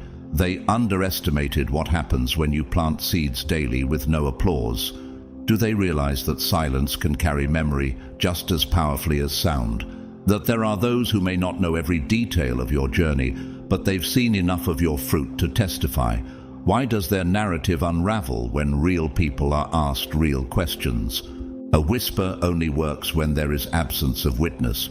But when the crowd is asked, not for opinions, but for experiences, the lie breaks down. No, that's not who they are, someone says. They were steady when I was falling apart. They never gave that kind of energy. The room shifts, not because someone defended you, but because the lie cannot compete with the truth lived out consistently in the shadows. They didn't expect that your testimony would be carried not by platforms, but by people. The impact you've made in mundane moments, in passing kindnesses, in unnoticed acts of sacrifice, speaks louder than 1,000 headlines. Are they prepared to contend not just with your name, but with your integrity, with the echo of lives you've touched that refuse to remain silent? There's a moment in the story of Ruth that echoes this. When Boaz asks about the foreign woman working his field, his workers don't repeat rumors. They speak of her work ethic, her loyalty to Naomi, and how she never asked for favor, but earned respect. Ruth 2:11. Reputation isn't what people post, it's what people recall when no one's asking them to speak. What if your defenders are not defenders at all, but observers whose memory holds too much truth to let falsehood take root? The American author and activist Brian Stevenson, founder of the Equal Justice Initiative, once said, "You can't understand most of the important things from a distance. You have to get close. It's from proximity that people learn your heart, not from commentary, but from encounter. That closeness is what undoes accusation. Because when someone's integrity has touched your own pain, lies become impossible to believe." Someone once tried to smear a schoolteacher named Damon, quiet, kind, known for staying late to tutor failing students. A parent, bitter about their child's grades, accused him of bias. But when the faculty, janitors, And even former students were asked. Their responses were the same. Mr. Damon was the one who bought us books. He was the reason I graduated. He listened when I had no one. The accusation died not by rebuttal, but by reality. Why do your critics find it easier to fabricate than to confront the real witness of your life? The scripture says, "By their fruits you will know them," Matthew 7:16. Not by slogans, not by image, but by outcome. You've never had to campaign for loyalty. Your actions made the case for you. The stories whispered against you were fragile because they stood on assumption, not evidence. And truth, when deeply rooted, doesn't tremble at gossip. Frustration begins to grow, not because their trap failed to activate, but because it collapsed under its own emptiness. They counted on silence to create suspicion. Instead, silence carried memory. The loyalty around your name doesn't shout. It simply doesn't fold. It doesn't need a platform. It stands unmoved. And it speaks, not in argument, but in atmosphere. Mother Teresa, known globally for her compassionate mission in Calcutta, once faced vicious accusations of not doing enough, of being too strict, too religious, even manipulative. But those who worked beside her, the nurses, the orphans, the dying, they remembered something else. The hand that cleaned wounds, the eyes that saw dignity in filth. Her reputation was not defended, it was lived. Are you beginning to see that your greatest defense is not in speaking, but in being? In the wild, a glacier may appear still, but beneath the surface it reshapes the earth itself. Over time, it moves with power that no eye can trace in the moment, yet leaves behind valleys and rivers that prove its passing. So it is with you. You don't announce your strength, you live it. Quiet, consistent, and permanent. There are those who watch from the shadows still, waiting for a flaw to surface, convinced that if they dig long enough, something will surface. But the more they search, the more their hands return empty. Not because you're perfect, but because your foundation is not made of fear. It is rooted in God. Even those who do not stand with you still refuse to lie on your name. That in itself is victory. That is the quiet power of walking in alignment, not with grandeur, not with noise, but with steady presence that resists distortion. The ones who never got close, the ones who stayed on the edges of your life without investment or conflict. Even they don't contribute to the narrative of your downfall. They don't need to defend you, they just don't confirm the lie. They seemed peaceful. They stayed in their lane. I never saw anything like that. That isn't luck. That's character moving beneath the surface like a current, steady, unseen, but undeniable. How do you argue with the absence of evidence? Slander is opportunistic. It searches for a crack, a door left ajar. But what happens when the doors are sealed with discipline and the windows guarded by self-awareness? Even neutrality leans toward truth when the truth is immovable. And those orchestrating the narrative, they rely on bias, on emotional echo chambers. But bias collapses when there's nothing loud enough to feed it. They expected betrayal from those on the fence. What they got was balance. And that balance became a mirror. Do they realize that silence can bear witness in ways words never could? In the Gospels, when Jesus healed the man born blind, John 9, the Pharisees tried to invalidate the miracle. They interrogated the crowd, even the man's parents, but no one gave them what they wanted. The man's only reply? All I know is, once I was blind, now I see. The truth stood on its own, without embellishment, without defense. The story couldn't be twisted because the transformation was too real to deny. A woman named Stella worked as a conflict mediator in a city council known for political games. She avoided gossip, held boundaries, and never engaged in smear tactics. When tensions rose and someone tried to frame her as biased, her silence spoke. Colleagues remembered how she stayed late, how she never raised her voice, how she quietly de-escalated meetings that could have exploded. No one leapt to her defense with fanfare. They just shrugged and said, "That's not how she moves." That absence of contradiction, it was louder than any campaign against her. Is it possible that your greatest impact has come not through grand gestures, but through invisible consistency? The late Chadwick Boseman, acclaimed actor known for his role as Black Panther, fought cancer in silence while filming some of the most physically demanding roles of his life. When rumors about his appearance surfaced, he didn't respond. He didn't need to. When the truth came out after his passing, the silence that once provoked questions became a monument of dignity. His life testified louder than any press release ever could. Even nature confirms this. The moon, in all its phases, makes no sound. It rises and sets without commentary. And yet it moves tides, stirs oceans, influences cycles of life and growth. Its silence shapes the earth. Why do you think your silence, when rooted in truth, is any less powerful? Those who try to discredit you never expect the resistance to be invisible. They expect outrage, defense, panic. But what they find is absence, no mess to exploit, no contradiction to grab hold of. And that absence, it embarrasses them. It reveals something they were never prepared to see. Their need for destruction says more about them than it ever said about you. Could it be that the harder they look, the clearer they see themselves? Let your light so shine before others that they may see your good deeds and glorify your Father in heaven. Matthew 5:16. Not your debates, not your explanations, your deeds, your quiet daily obedience to truth.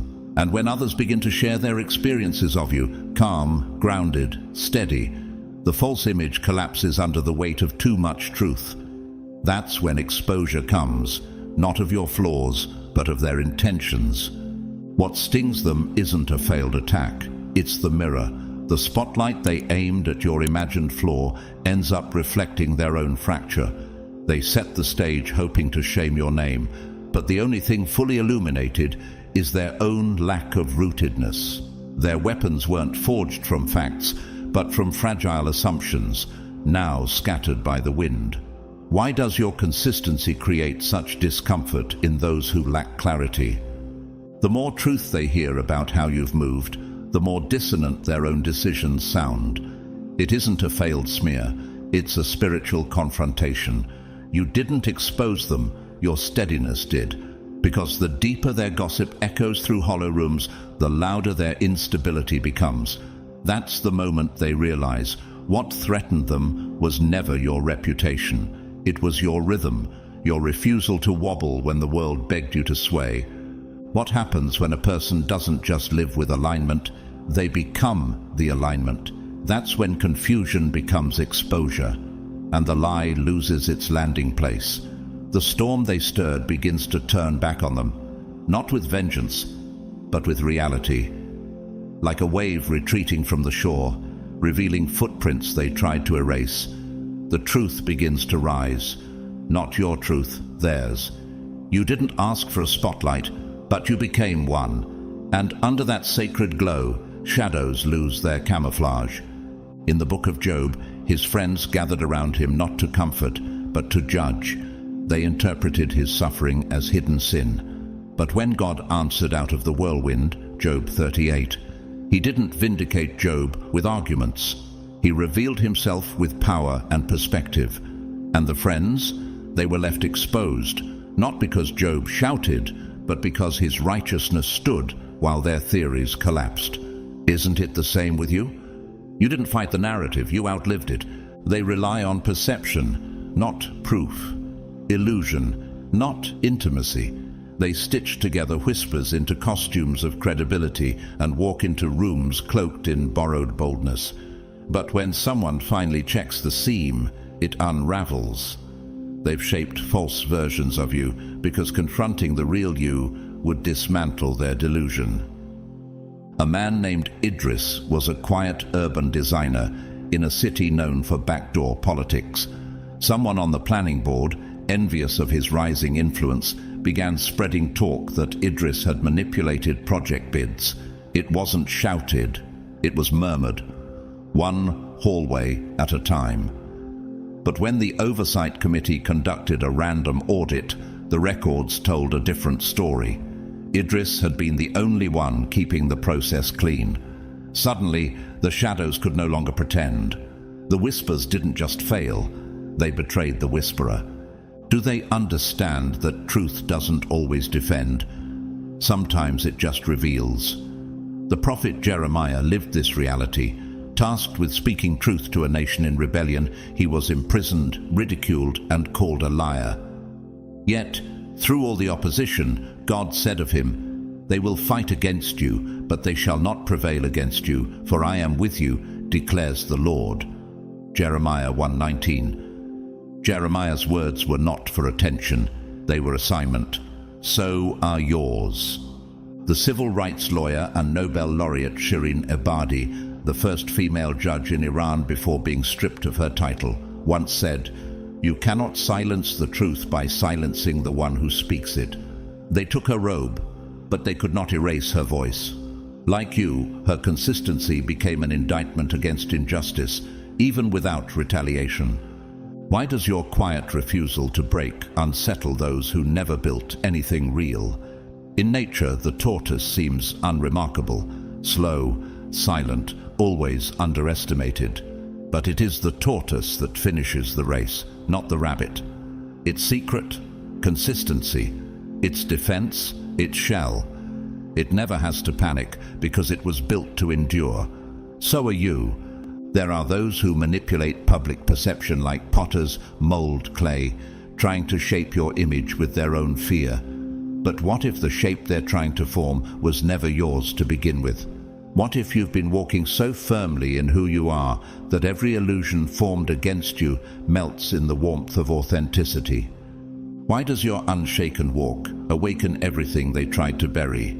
You are not reacting, you are revealing.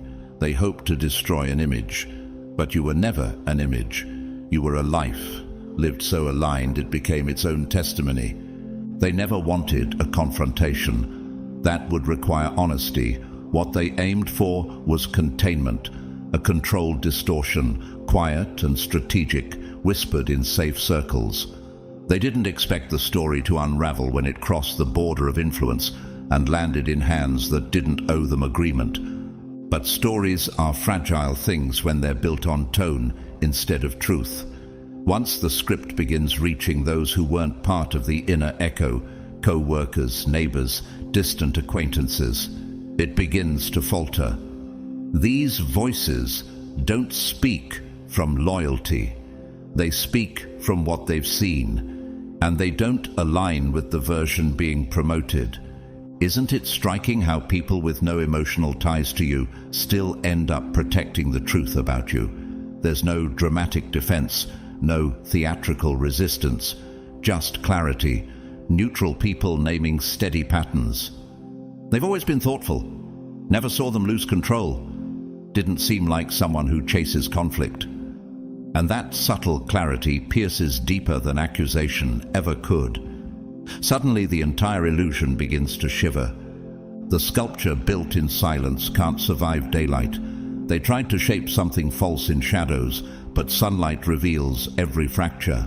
The tone shifts, not because you fought back, but because the ground beneath their claim evaporated.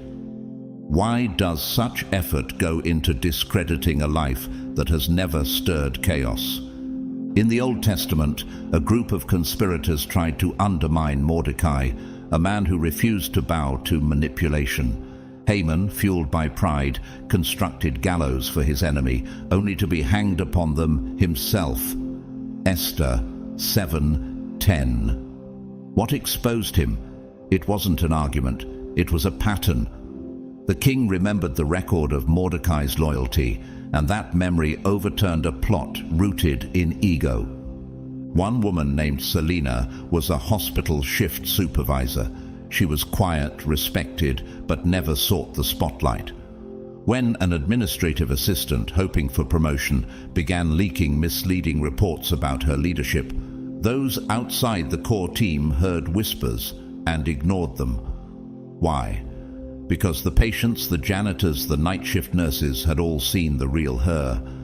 She prays with grieving families. She helped me when my car broke down. She always covers shifts without complaint. Those stories stood like stone. The lies dissolved like vapor. When the facts emerge, not from your lips but from lives you've touched, what more needs to be said? The words of Jesus still echo, for nothing is hidden that will not be made manifest, nor is anything secret that will not be known and come to light. Luke 8:17. This isn't threat, it's promise, a divine assurance that exposure, when it comes, won't harm the righteous. It will reveal them. Why does your quiet alignment destabilize those who needed noise to win?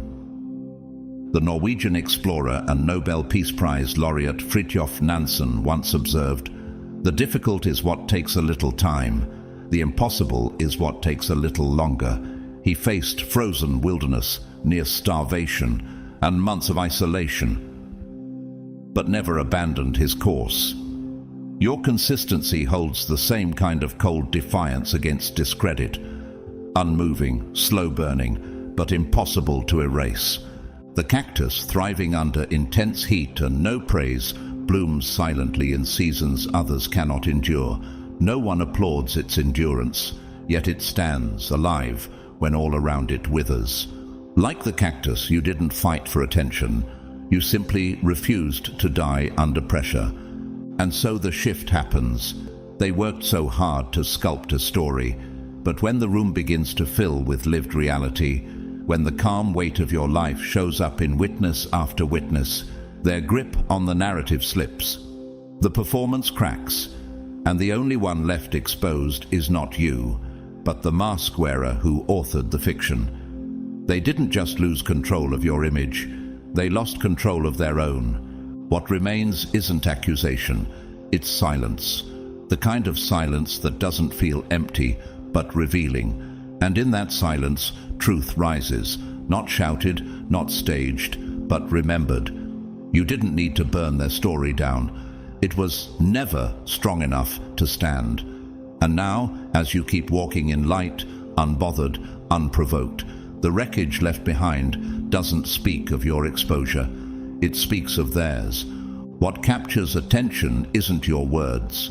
It's your way, how you move in rooms that offer no reward, how you hold yourself when no one's looking, when the audience is gone and the applause is absent.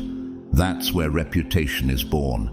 Not from curated quotes or viral charm, but from the trace your presence leaves, even in the smallest of moments. You don't decorate your life to be consumed. You don't campaign for praise. You don't trade authenticity for applause. You offer respect without performance, kindness without strategy, consistency without cameras. That's what startles them. Not your posture when praised, but your posture when ignored. How do you destabilize someone who never needed validation to begin with? Your alignment, quiet, effortless, holy, becomes your unmistakable fingerprint, not in your resume, not in your platform, but in your frequency. A receptionist, a distant cousin, a server at the airport cafe. They might not know your backstory, but they remember how they felt when you walked in the room. They were peaceful. There was a stillness. They looked me in the eye. And when someone asks them about you, they don't pause. No drama, solid energy. Those aren't testimonials, they're unintentional revelations. They didn't prepare for that kind of consistency. They thought one wrong word, one bad impression could collapse your name. But instead, they run into a thread of confirmations, small, quiet, and immovable, all woven into a tapestry of integrity. In the book of Titus, Paul exhorts believers to show yourself in all respects to be a model of good works, and in your teaching show integrity, dignity, and sound speech that cannot be condemned. Titus 2:7-8. He's not talking about stage presence. He's talking about hallway presence, side street dignity, ordinary excellence.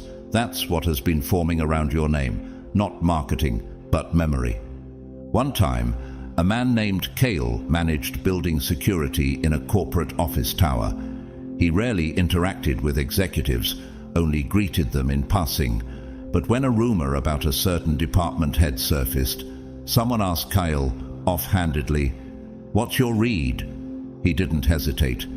"They've always thanked me, never looked through me, quiet but clean." That comment didn't trend online, but it shut down suspicion in that hallway for good. Isn't it powerful how one consistent presence can cancel out 1,000 speculations? Jesus noticed this pattern too.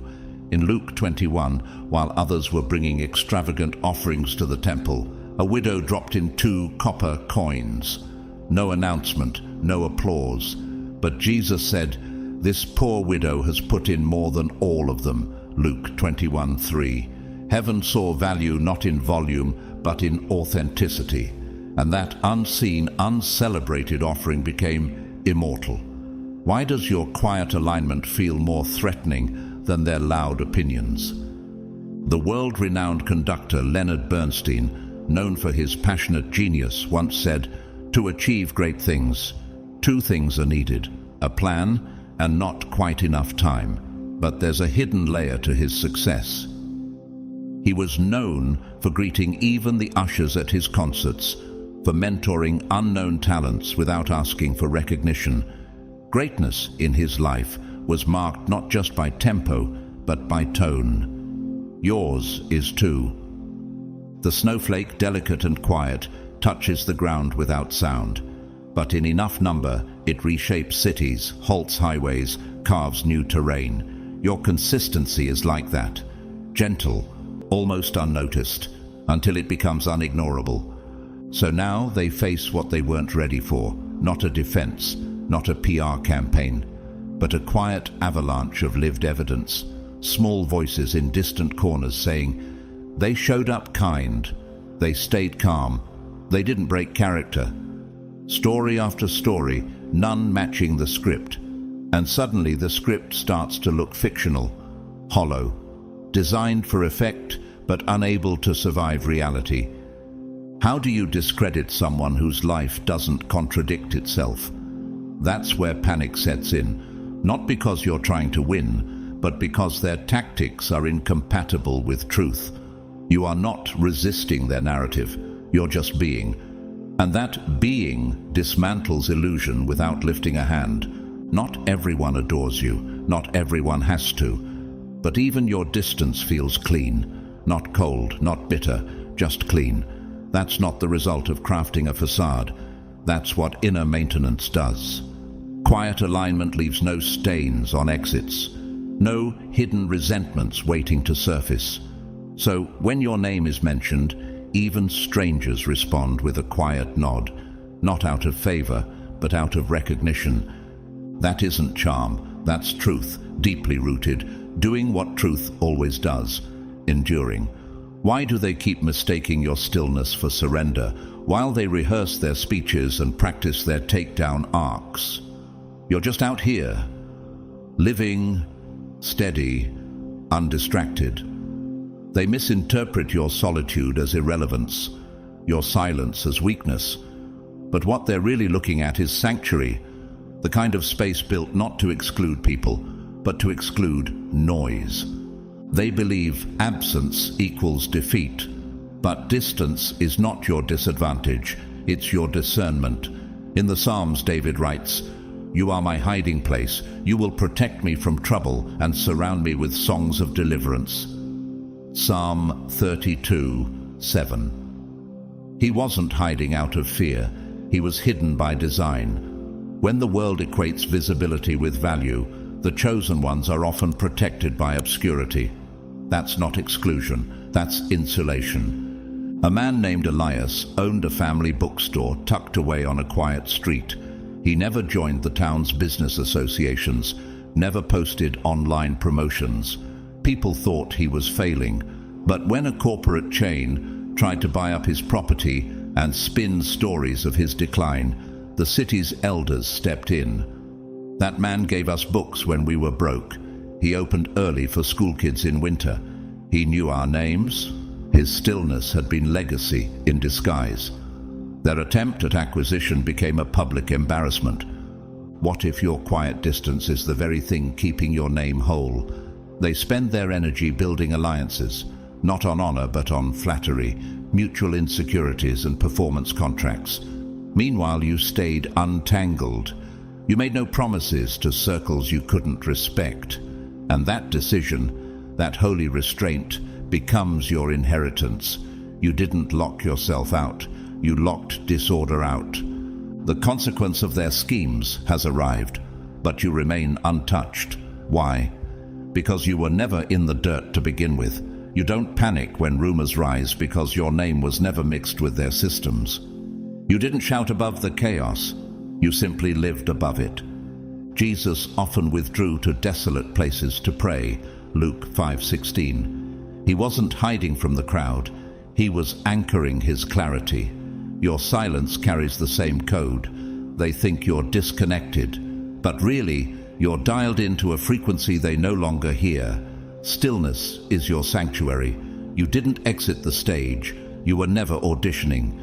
The award-winning poet and educator Ocean Vuong once said, "Loneliness is still time spent with the world." He reframed solitude not as absence, but as a sacred form of presence. That's what they miss about you. You're not uninvolved because you're excluded. You're untouched because you're wise. A woman named Mireille worked behind the scenes at a major humanitarian foundation. She avoided office politics, skipped social events, and declined credit for projects she led. When a PR scandal hit the foundation, she wasn't dragged down, not because she defended herself, but because she had never trafficked in noise. Her absence from the spotlight became proof of her stability. Her distance had been preservation. What happens when those who refuse to play the game outlast everyone who tried to win it? The owl, often misunderstood as distant, doesn't flap wildly or chase movement. It watches in silence, perceives from height, and only strikes when necessary. Wisdom doesn't crave chaos. It prepares in quiet. And like the owl, your stillness is not apathy. It is power waiting in timing. They wanted your silence to shrink you, but it lifted you beyond reach. They thought the absence of noise meant the absence of relevance, but your relevance wasn't built on visibility. It was born from substance. So, no, you're not out of the loop because you were forgotten. You're outside the fire because you never poured oil into the flame. And when the smoke clears, you remain, not untouched by pain, but untouched by fabrication. When stories shift and fingers rise like daggers, there's a moment, subtle but unmistakable, when they notice you're the only one not tangled in the chaos. And that moment unnerves them, the very thing they once ridiculed. Your distance, your calm, your refusal to participate in their cycle becomes the shield they never saw coming. What they dismissed as detachment is now discernment. What they labeled as cold is now understood as clarity.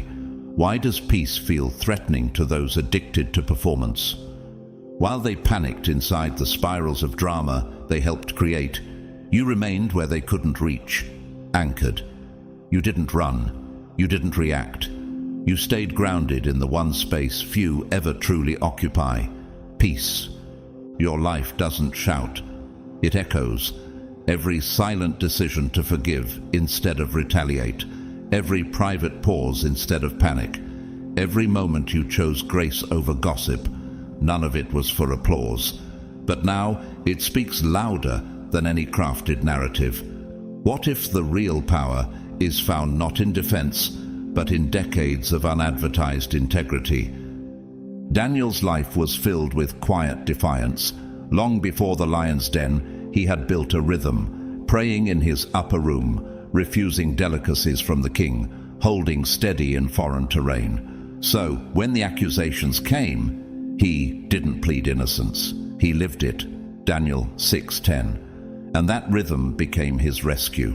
A woman named Therese worked in a small public library in a rural town. When funds were mismanaged and blame was passed around, someone tried to pin the fault on her, but no one believed it. She used her own money to buy new books. She brought cookies for the storytime kids.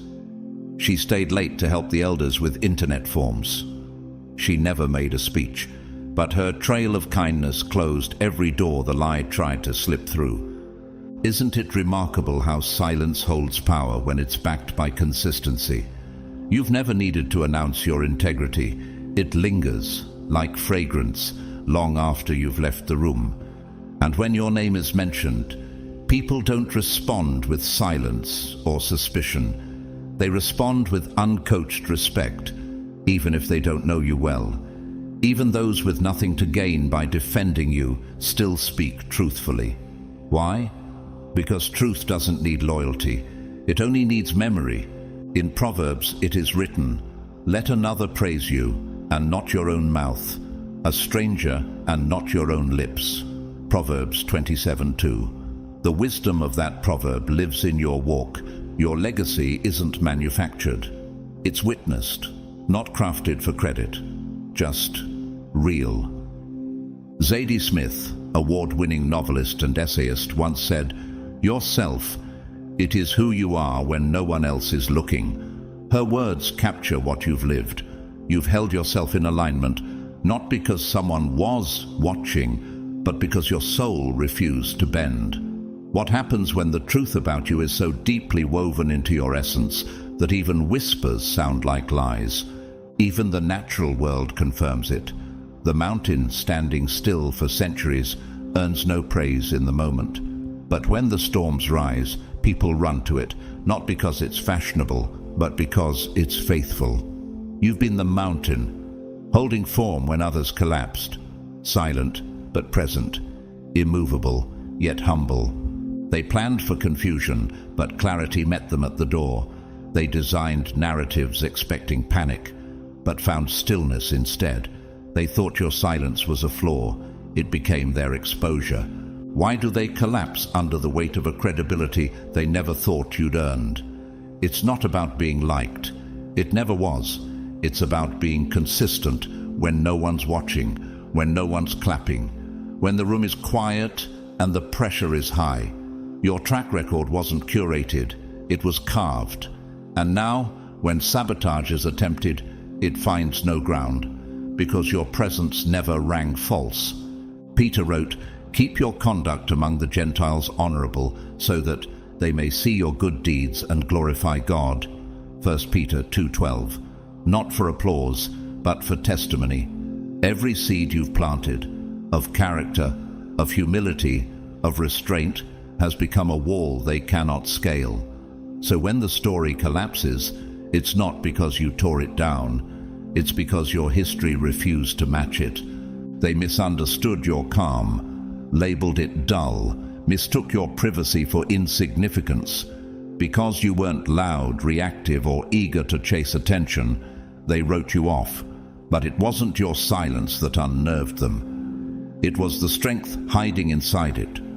What does it reveal about a generation when stillness is seen as weakness? While they spiral in theatrics, inflating moments for spectacle, you've been mastering self-control like a sacred craft. While they provoke, perform, and chase noise to feel alive, you've been building something they can't measure: discipline. And when the moment comes, the one they've been hoping for, waiting for, to expose your slip, your mistake, your flaw, there's nothing there. They dig and they find roots instead of rubble. What if the silence you carried was never absence, but armor? Your restraint becomes their frustration. Because you left no wreckage, no gossip trail, no emotional debris they could sweep into scandal, no burned bridges to weaponize, no half-closed doors to twist open. The very void they thought they could manipulate reveals your greatest protection. Nothing undone, nothing unstable, nothing left to ruin. They looked for fire, but all they found was stone. Your life might not impress those addicted to spectacle, but it wasn't built for crowds. It was built for clarity. Your stillness, the one they mocked, has become your defense. Not because you're flawless, but because you chose direction over reaction. Every step anchored, every decision thoughtful. You didn't move fast, you moved forward. Is it possible that your consistency intimidates more than their charisma ever inspired? The Apostle Paul wrote to the Thessalonians, "Make it your ambition to lead a quiet life, to mind your own business, and to work with your hands." 1 Thessalonians 4:11. That wasn't passive living. That was disciplined living. It's easy to perform for an audience.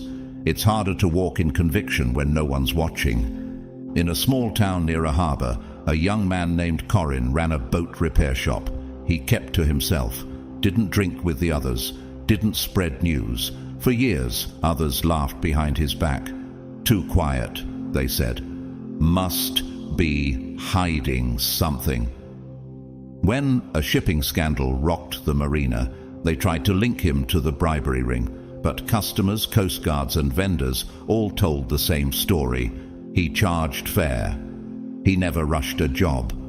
He once fixed a widow's boat for free. The attempt to frame him collapsed, not because he explained himself, but because the quiet he carried couldn't be faked.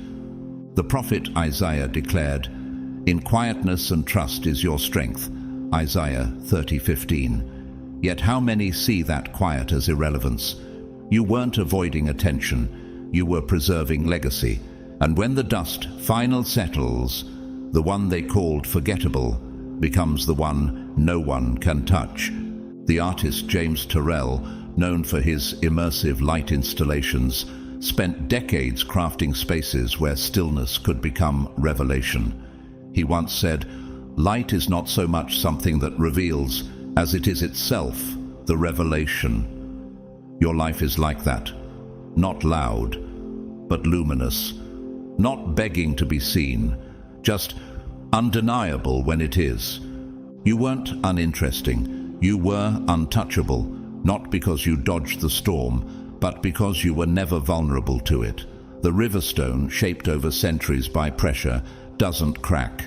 It smooths, it absorbs the current without losing weight. That's you. They tried to crush you with force, but only revealed how deeply formed you were beneath the surface. So now their schemes crumble, not because you retaliated, but because they never had access. They waited for collapse, but your structure didn't bend. They assumed you'd fall, but you were never standing on what they thought. You were built on something deeper, and now the quiet one is still standing, not with noise, but with witness. They weren't looking for clarity, they were looking for confirmation, not of truth, but of resentment.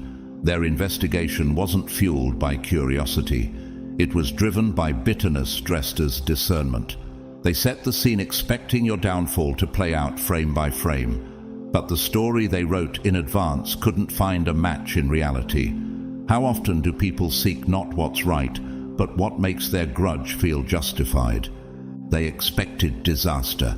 Instead, they found order. They assumed betrayal. Instead, they heard balance. The ones they counted on to bend the truth didn't bend at all. Colleagues, old friends, even neutral bystanders, all shared the same theme: composure, boundaries, grace, no emotional flair, no scandalous footnotes, just consistent alignment under pressure. And that's when the script begins to crumble, not because you fought it, but because you didn't fit inside it. What they thought would be your breaking point became your confirmation. Psalm 37:6 promises, "He will bring forth your righteousness as the light, and your justice as the noonday." That's what happened. Light not only protected your name, it exposed their motive. What began as an accusation turned into a mirror. What was supposed to be a trap turned into a stage, not for your fall, but for their intention to be seen. And under that spotlight, they stood revealed, not with evidence, but with envy. A woman named Doria had once been the quiet administrator in a bustling arts institution. She rarely posted online, never joined office gossip. When funding was misallocated and someone sought a scapegoat, they aimed at her. But internal reviews told a different story. She had quietly flagged financial irregularities months prior. She had left digital footprints of wisdom, not recklessness. The investigation she was supposed to crumble under became her platform for confirmation. She didn't just survive, she was elevated. Why do they fear most the people who don't flinch when tested? In the Gospel of Mark, false witnesses were brought against Jesus, but their testimonies didn't agree. Mark 14:56. Even in their attempt to build a case, the gaps exposed them. What stood was not the lie, but the silence of a man who had nothing to defend. And in that stillness, truth stood taller than any argument. The Roman philosopher Marcus Aurelius, an emperor who ruled with stoic discipline, once wrote, "If someone is able to show me that what I think or do is not right, I will happily change. But if they cannot, then they should stop trying to control my mind." He ruled an empire, yet refused to be shaken by whispers. You carry the same essence, calm not because you are passive, but because your peace is earned. They thought visibility defined worth. That presence without noise meant emptiness. So when you stayed steady, their assumption was that you lacked substance. But your restraint was never emptiness. It was a reservoir. Why does quietness provoke panic in those who have built their value on volume? The deep sea is nearly silent, vast, unexplored, and intimidating to those who only know shallow waters. It isn't noisy, but it holds more life, mystery, and pressure than the surface ever could. That's your life. Not flashy, but full. Not loud, but loaded with depth. The facts began to align, and none of them pointed to destruction. They pointed to design. While they tried to uncover your flaw, they unveiled their own agenda. And in that reversal, a divine revelation emerged. You didn't just walk away clean. You walked away confirmed, not because you defended yourself, but because your life had already done the speaking.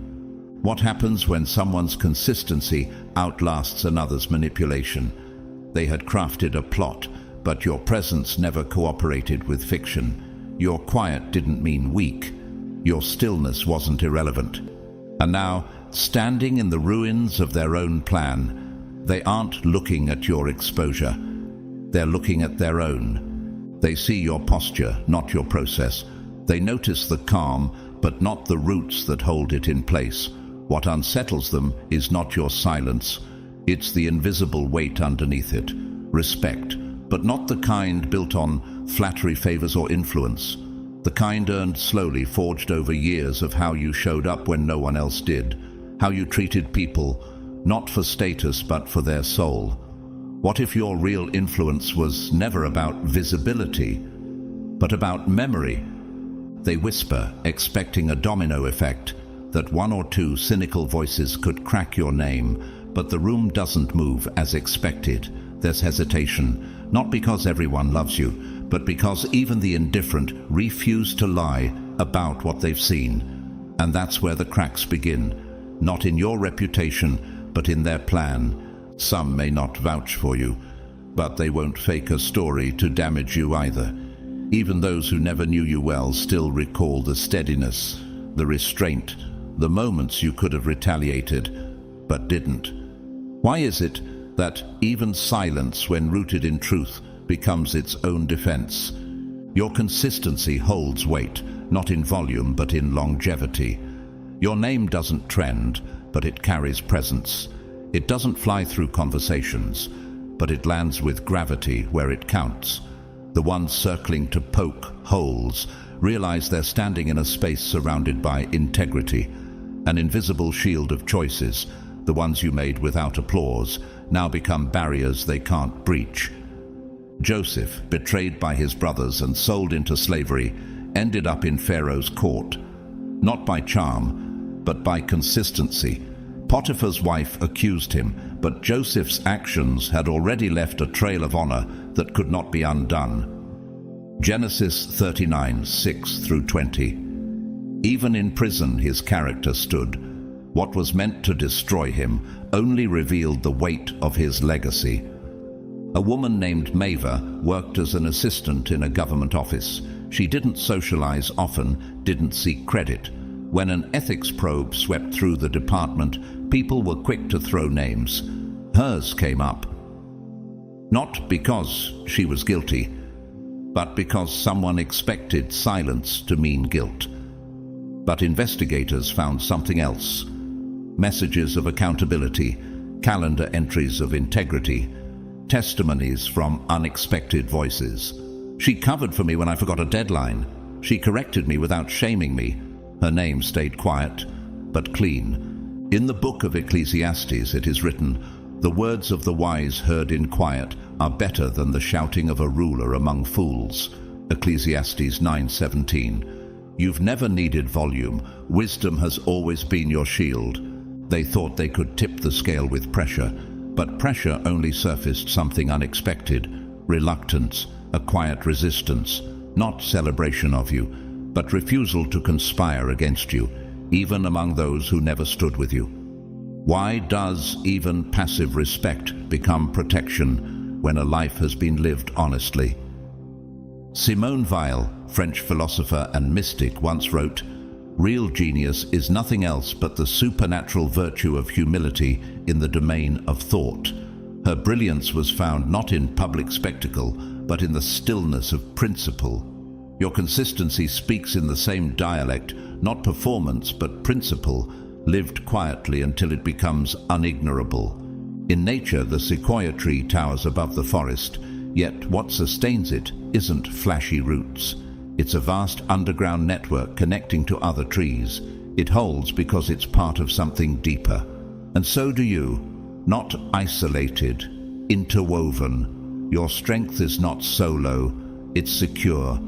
They wanted the crowd to turn, but what they found was something far more complicated.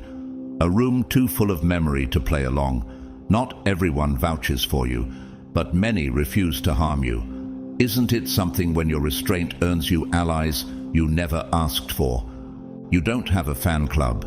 You have fruit. Fruit that outlasts opinion. Fruit that holds the line when gossip tries to erase it. And now, what remains isn't applause, but awe. Because even without seeking attention, you've built something that silences accusations before you say a word. They expected a wave of allies. But what they ran into was indifference. Not the kind that ignores, but the kind that won't be manipulated. That wasn't luck. That was legacy. Not crafted by charm, but laid brick by brick in the soil of real choices. You weren't out there collecting influence. You were planting.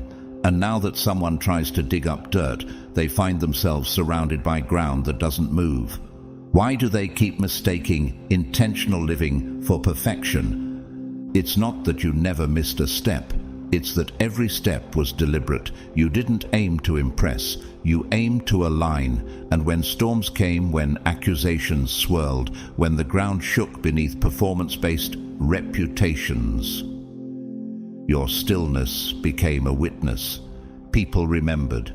Not because you spoke loudly, but because your silence never rang false. What if the strongest defense isn't noise, but memory? Even the unspoken began to speak for you. Not because you asked it to, but because 1,000 small decisions had already cast their vote. When you refused to join chaos, when you didn't bend to gossip, when you stood your ground without needing to announce it, that became the wall no lie could climb. They thought they were investigating, but really they were building a case against themselves, because every question they asked uncovered not your flaws, but your patterns. Restraint over retaliation, boundaries without broadcast, maturity without self-promotion. Esther, standing before the king, didn't rush her moment. She waited, discerned, and spoke at the right time. Esther 7:3-6. Her power didn't come from spectacle, but from quiet strategy. And when the truth was revealed, it wasn't just her people who were saved.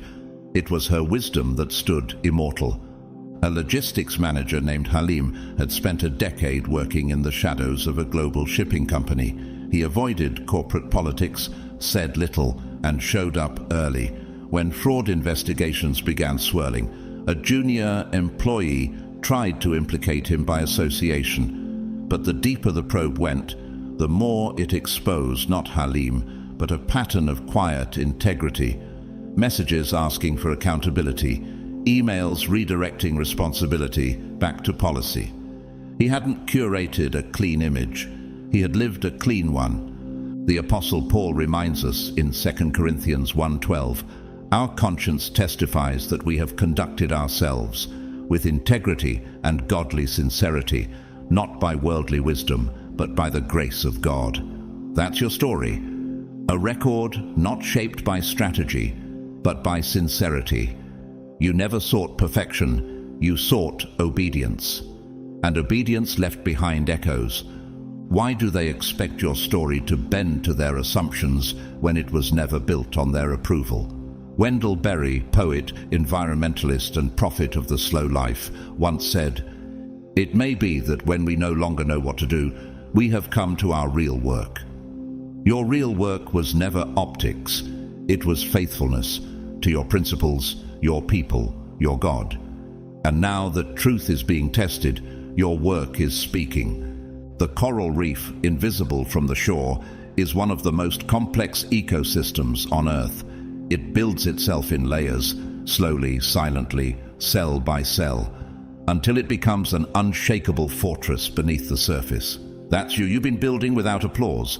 And now, when they dive beneath the narrative, they discover something stronger than they expected. They assumed silence meant emptiness, but your silence was full of thought, of boundary, of direction. They tried to set off a rumor mill, but they activated a truth check. Why do they panic when the room refuses to bend with their whispers? You didn't create a flawless image. You just lived with intention, and now their accusations bounce off the patterns they weren't prepared to face. A track record that holds, a presence that stands, a truth that doesn't need to be defended, only examined. And when it is, it doesn't flinch. This isn't loyalty, this isn't strategy, it's simply observation. People don't have to guess who you are. They don't need to craft a defense. They're not standing for you. They're just telling the truth. And the truth doesn't tremble. It stands tall, quiet, and unmistakable. How does one argue with history that speaks without help? What disarms every accusation isn't the absence of flaws, but the presence of consistency. This isn't about opinions, it's about patterns, and patterns don't lie. They expected to uncover scandal, a moment of chaos, a misstep caught off guard. Instead, they ran into discipline, not perfection, but precision. A life lived with weight, not for applause, but for alignment. The spotlight they aimed with suspicion now exposes something they never expected: your quiet mastery, your restraint, your self-control, your refusal to dramatize, exaggerate, or entertain the bait. You didn't need to explain anything. The way you walked spoke more clearly than anything you could say. Nehemiah was mocked while building the wall. "Come down and defend yourself," they said. But he answered, "I am doing a great work, and I cannot come down." Nehemiah 6:3. That wasn't arrogance, that was clarity. He knew the weight of his assignment. So do you.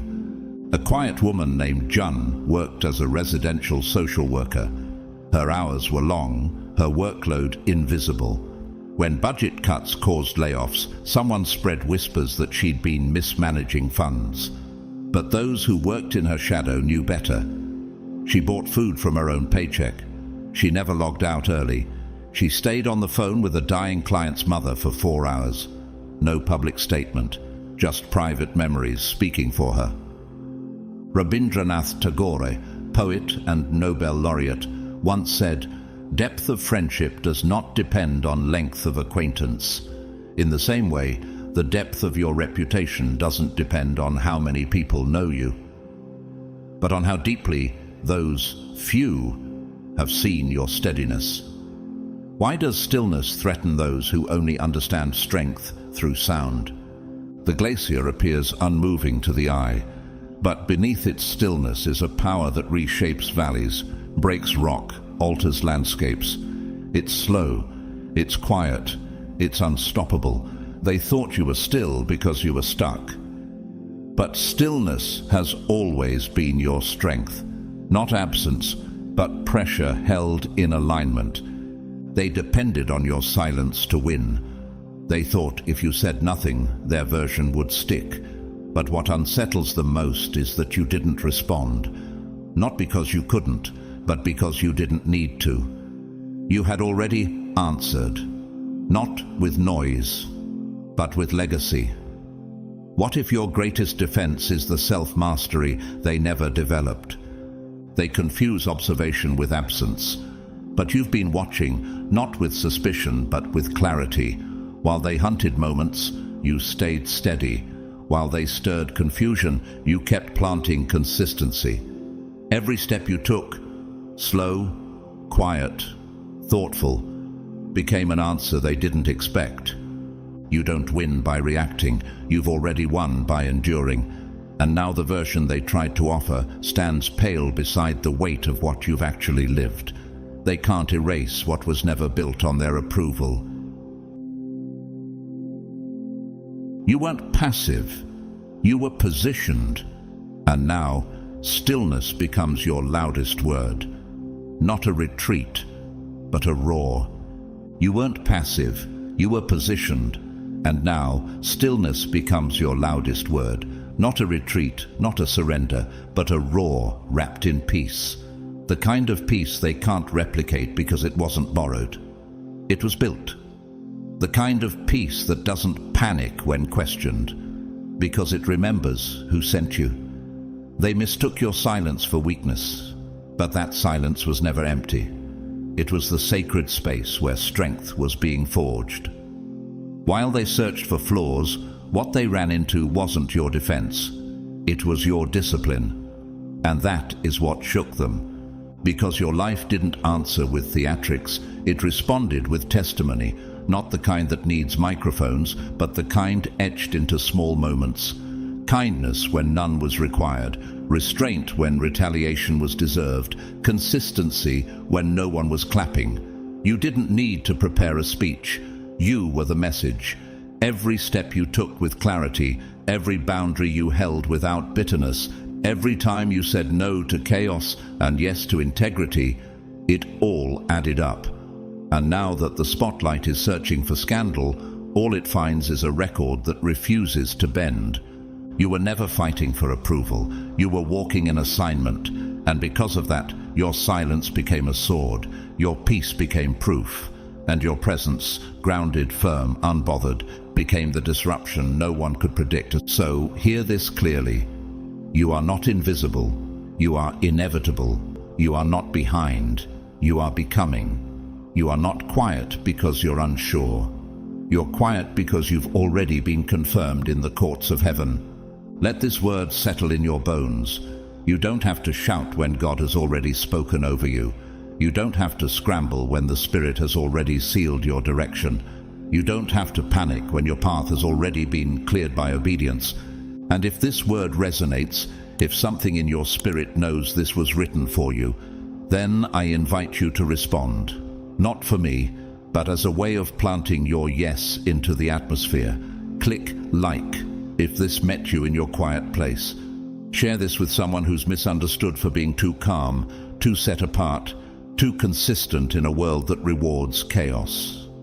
Type 999 in the comments as a public declaration that you are walking in alignment, even if no one claps, even if the crowd stays silent. And if you haven't yet, subscribe, because this isn't a channel. This is a movement, a sanctuary for the misread, a gathering place for those who have been faithfully quiet in a noisy world. What's coming next is not for the faint of heart. It's for those who have survived the crushing in silence and are now being prepared to carry weight without striving. To those who've supported this space through super thanks, I see you, and I am grateful beyond words. But if you've given nothing but your presence, I honor you just as deeply, because in a world that chases clicks and crowds, your stillness here means everything. You've listened, you've lingered, and heaven counts that as faithfulness. Now, let me speak this blessing over your life. May your silence continue to carry divine resonance.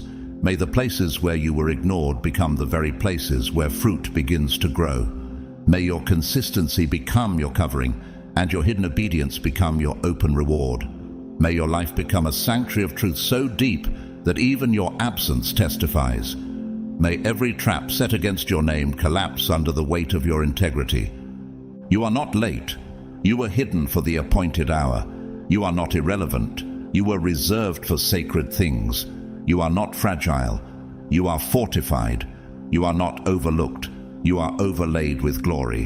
And now, your stillness is thundering. Be covered, be unmoved, be radiant, and above all, be still and know that He is God.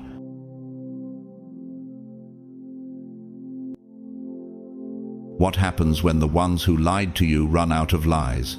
When the mockers go mute, the storytellers stumble, and the crowd that once cheered at your fall starts looking around in stunned silence?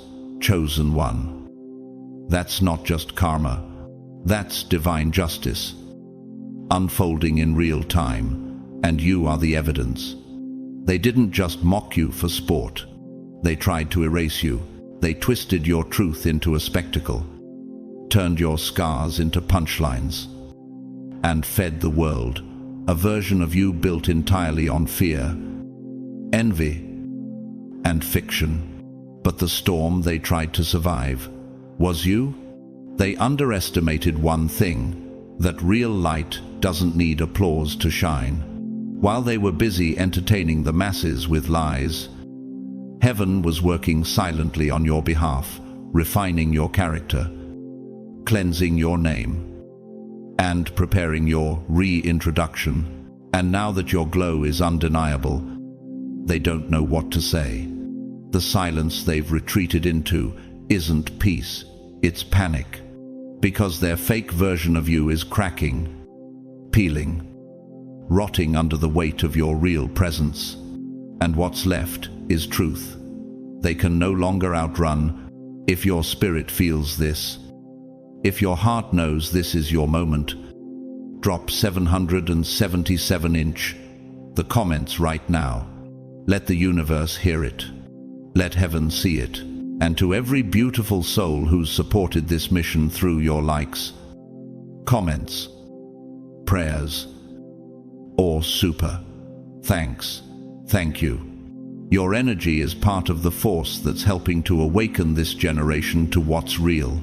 But stay close, because the next part of this message, it's where the truth gets louder, and the mask they've worn starts to fall apart for good. Let's go deeper. God's chosen ones, they laughed at you, mocked you, lied on you. Now they're silent.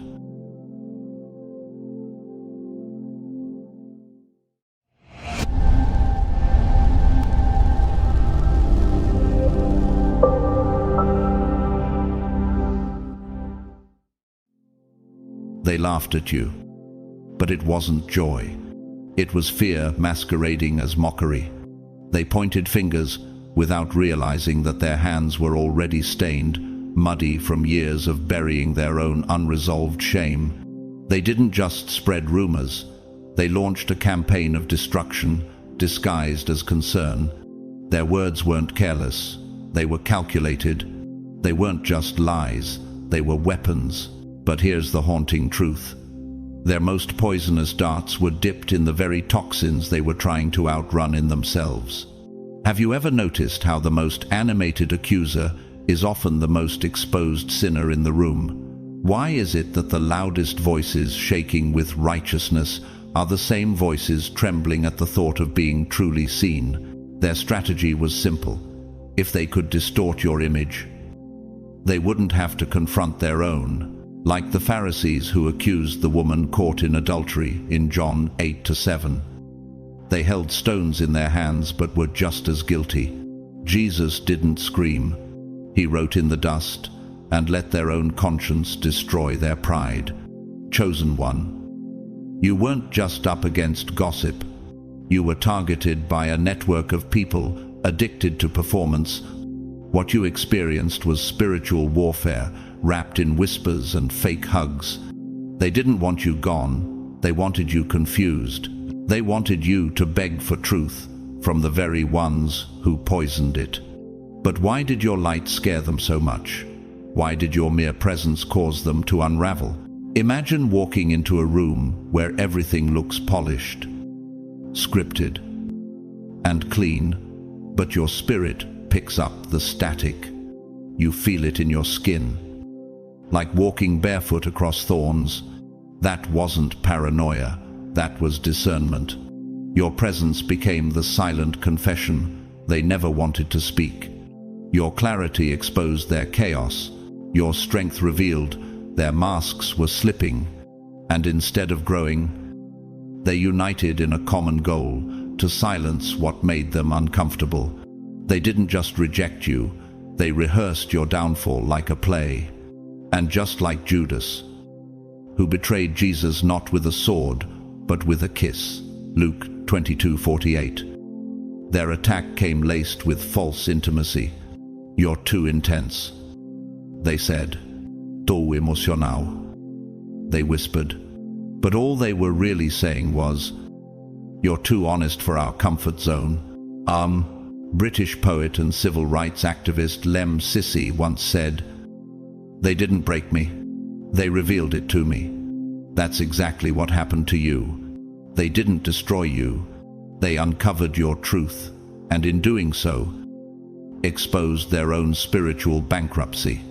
But let's not forget that every villain has a consequence. Elizabeth Holmes once hailed as the next Steve Jobs for her biotech company Theranos. She built her brand on smoke and mirrors, fooling even the world's most brilliant minds. But the lie unraveled. Her empire collapsed. And now, she stands as a living warning. You can't fake the truth forever. It always finds its way through the cracks. You were the truth. They were an illusion. And truth doesn't shout to be heard. It resonates. You didn't yell back. You didn't explain yourself on their stage. You didn't wrestle pigs in the mud. Because you knew the arena wasn't holy ground. You chose sacred stillness. You chose transformation over retaliation, like Joseph in Genesis 50-20. You looked your betrayers in the eye and declared, you meant it for evil, but God meant it for good. And that is what terrifies them now. Because they expected a collapse. They prepared a eulogy for your character, but what they see instead is resurrection. The longer they talk, the more your silence speaks. The longer they lie, the more truth slips through their cracks. Your life, your stability, your strength, your grace under pressure has become the evidence. You didn't respond with venom. You responded with victory. And now, people are looking again.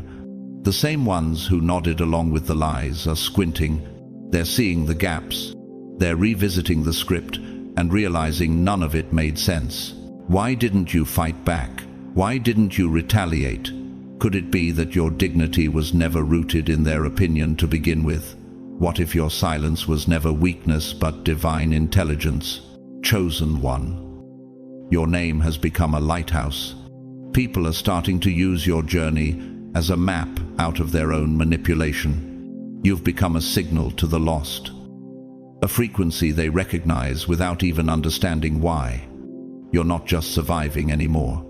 You're ascending, and every step forward you take is a nail in the coffin of the lies they built. They cast you as the villain, but you were the prophecy. They called you unstable, but you stood when the storm hit. They said you were selfish, but you gave even when it cost you everything. And now, the only instability is their narrative. Psalm 37:6 says, "He will make your righteous reward shine like the dawn, your vindication like the noonday sun." You don't have to scream it. You're glowing with it. Let them scramble. Let them rewrite history. But know this, every word they use against you will be the firewood for their own undoing. Proverbs 19:9 declares, "A false witness will not go unpunished, and he who breathes out lies will perish." God is not mocked, and you are not forgotten. So rise, chosen one. You've survived the storm. You've outlived the lie.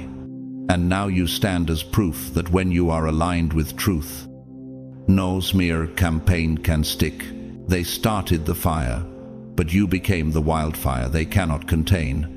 Not to burn them, but to burn through every illusion they built. This is not revenge. This is a revelation. The first domino has fallen. The silence of your enemies is not peace, it's panic, because they know what's coming next. Truth doesn't just win, it exposes. They misunderstood your silence as surrender. But what they didn't know was that you were rebuilding in a sacred dialect only the Spirit could interpret. You weren't absent. You were incubating. You weren't defeated. You were transforming. Because when God hides a chosen one, it is never for punishment, it is for preparation. And silence in the hands of the awakened is never a weakness. It's a strategy. It's divine architecture. The most dangerous presence in the room is the one cloaked in quiet authority, because stillness births storms that don't announce themselves until they arrive. They kept shouting, kept spinning your name like a curse, calling you the storm. But the chosen one, they got it backward. The real storm began the moment you left. You were never the chaos they were. You were the peace exposing their pretense. And when peace walks away, all that's left is noise. Think about this. What happens in nature when the ocean suddenly retreats from the shore to the uninformed? It looks like a calm moment, but those who know the signs understand it's the signal of an incoming tsunami. That was you. Your retreat was not defeated. It was momentum gathering. They mistook your silence for submission, not realizing it was divine propulsion. You didn't retreat. You recalibrated. Psalm 46:10 says, "Be still and know that I am God." Stillness was your warfare. Stillness was your signal. While they ranted, you realigned. While they were accused, you activated. Imagine this. A wildfire rips through a forest. From the outside, everything looks charred, destroyed. But ecologists know something different. Fire awakens certain seeds that only bloom after devastation. Your silence was that fire.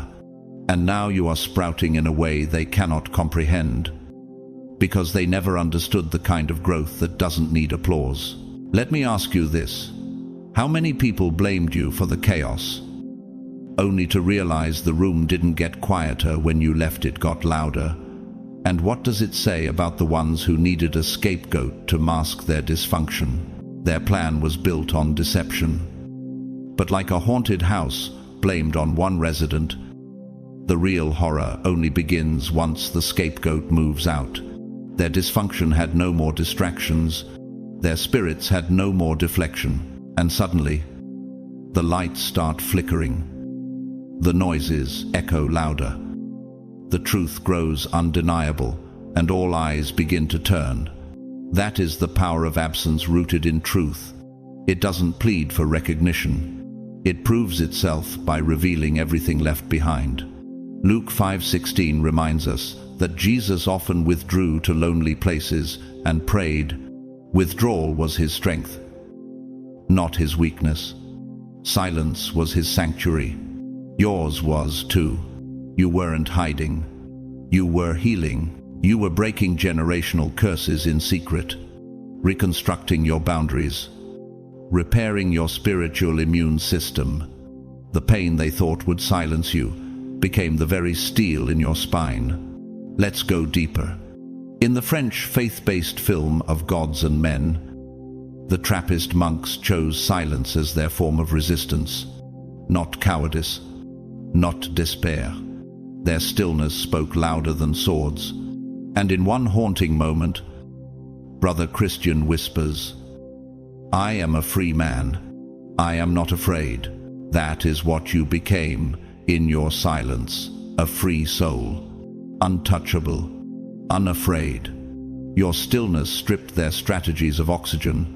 They needed you to yell, to react, to flinch, because your calm threatened their entire performance.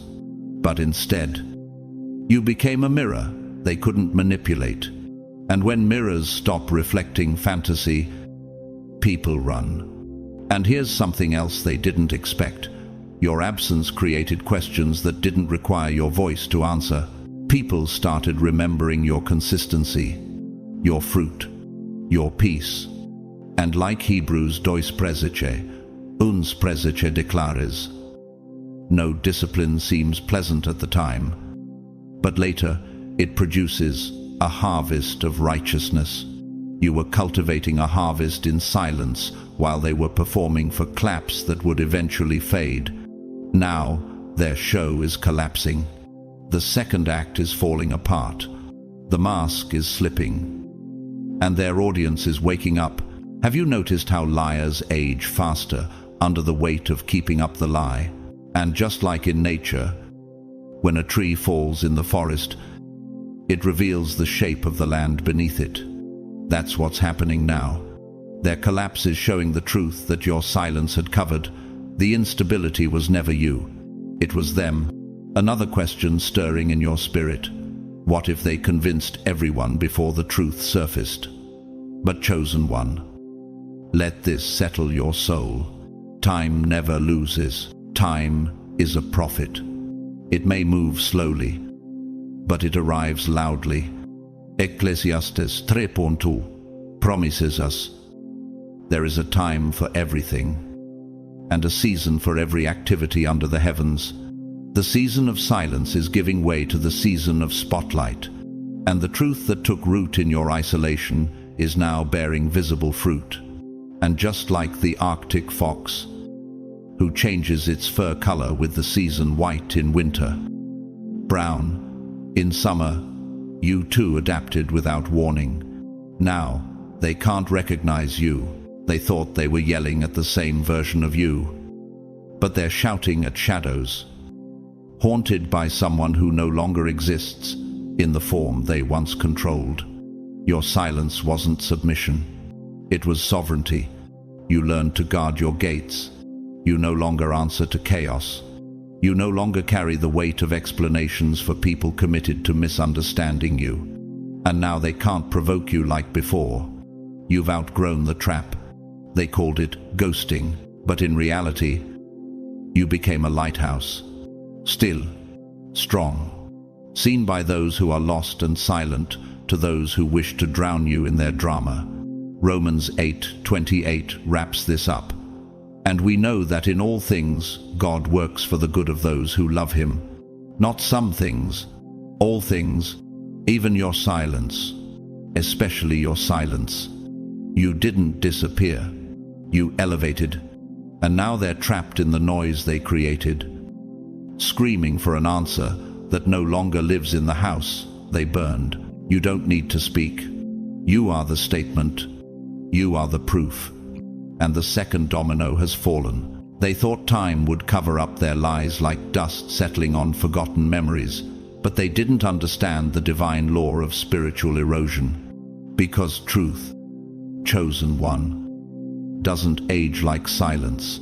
It ages like fire, slowly, steadily, unapologetically. While they rehearsed their lines, convinced that repetition would somehow convert fiction into fact, Time kept whispering the truth to the right people. And now, those whispers have become alarms. The smoke is rising, and their stage is collapsing. Time has turned on them. They treated the clock like a co-conspirator. They believed if they just shouted louder and waited longer, your voice would evaporate.